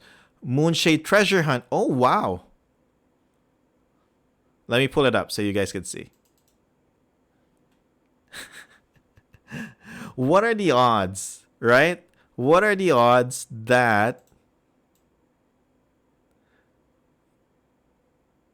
like a 5th edition Rising Shadow adventure will have almost the same title as like the 4th edition counterpart. Right? Moon1-7 is Treasure Hunt, and here Moon1-1 in 5th edition is Treasure Hunt. Right? And so we have that. Tomorrow we're gonna read all other Moon 1 adventures from the Rising Shadow. So there's totally not intentional. So like Moon 1-2 to 1-5. So yeah. So Moon 1 in the Rising Shadows has 5 adventures. We're gonna finish all of that, and then once we finish all of that, we're gonna go to Moon 2. Moon 2, we've read this already. Defenders of Moray. Alright? We're done with this. But this is Moon2-1. You see the code here. So we're done with that. So we're gonna go read in Moon2-2 and Moon2-3. And then go on from there until we get to Moon20, which is the last one. Question: when they number the series like Moon1X, is that the tier or does it mean something else? No, this is just like the sequence of like stories. So like Moon1 has like a story arc of its own. And then like Moon2 onwards are like trilogies. Oh, actually, no. Sorry, I'm wrong. Moon1 are like intro adventures. That's why there's like Moon1-5, and that kind of like serves as a ramp so that you can play tier 2 or other adventures in Moon. And then Moon2 onwards are like trilogies. Yeah, so we'll do Moon 1-1-5. Yes, that's what we'll do. Yeah. And sometimes there are actually like I know like different moon numbers are connected in the story in a way. Like Moon 2 is connected to Moon 5. This is just an example. This is not right order. Like Moon 2 is connected to Moon 5 and Moon 10 something. But we're gonna do this in numerical order because we need some sort of order, and that's how we're gonna do it. So we're gonna go all the Moon 1s, all the Moon 2s, all the Moon 3s, all the Moon 4s, and so on. That's what's gonna happen. Yeah. And then hopefully after that, we're going to be experts. We know what has happened in the Moon Rising Shadows. And in between, when we kind of get overwhelmed with the Rising Shadow story, we're going to read some other source books. Like, for example, we have this. The Rising Shadows, that's probably too much. I probably need to zoom out. There we go. The Rising Shadows, Moonshae as Regional Guide. See? Also written by Sean Merwin. And Eric Mengi. Yeah. Wait a second. Is this a purple dragon?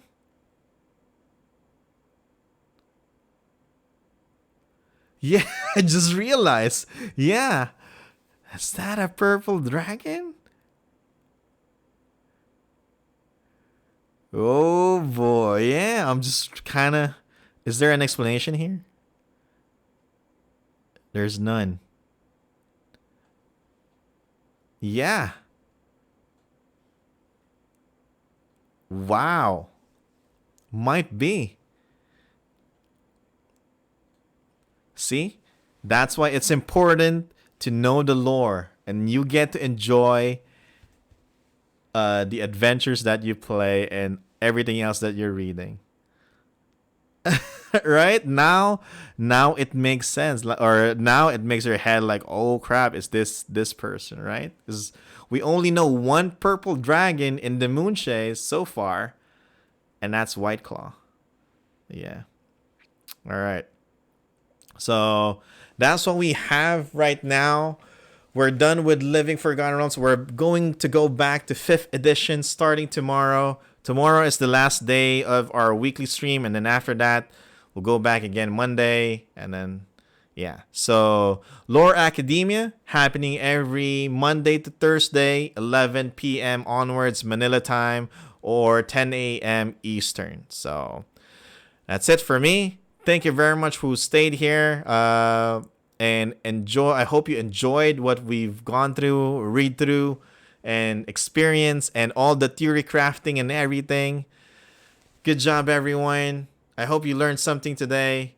We'll see you tomorrow back at the Rising Shadows. This is your Dungeon Master. Oh, I'm not a dungeon master now. This is your this is your fellow sage DMPaulG. I'll see you tomorrow. You can hop onto Discord. Go to where else can we go? We can go to Twitter, find out more updates, all that fancy stuff, or Facebook. All the links, social links are in the about page on Twitch. And that's it. All right. Head Sage. Yeah. All right. See you, everyone. Bye-bye. Peace out.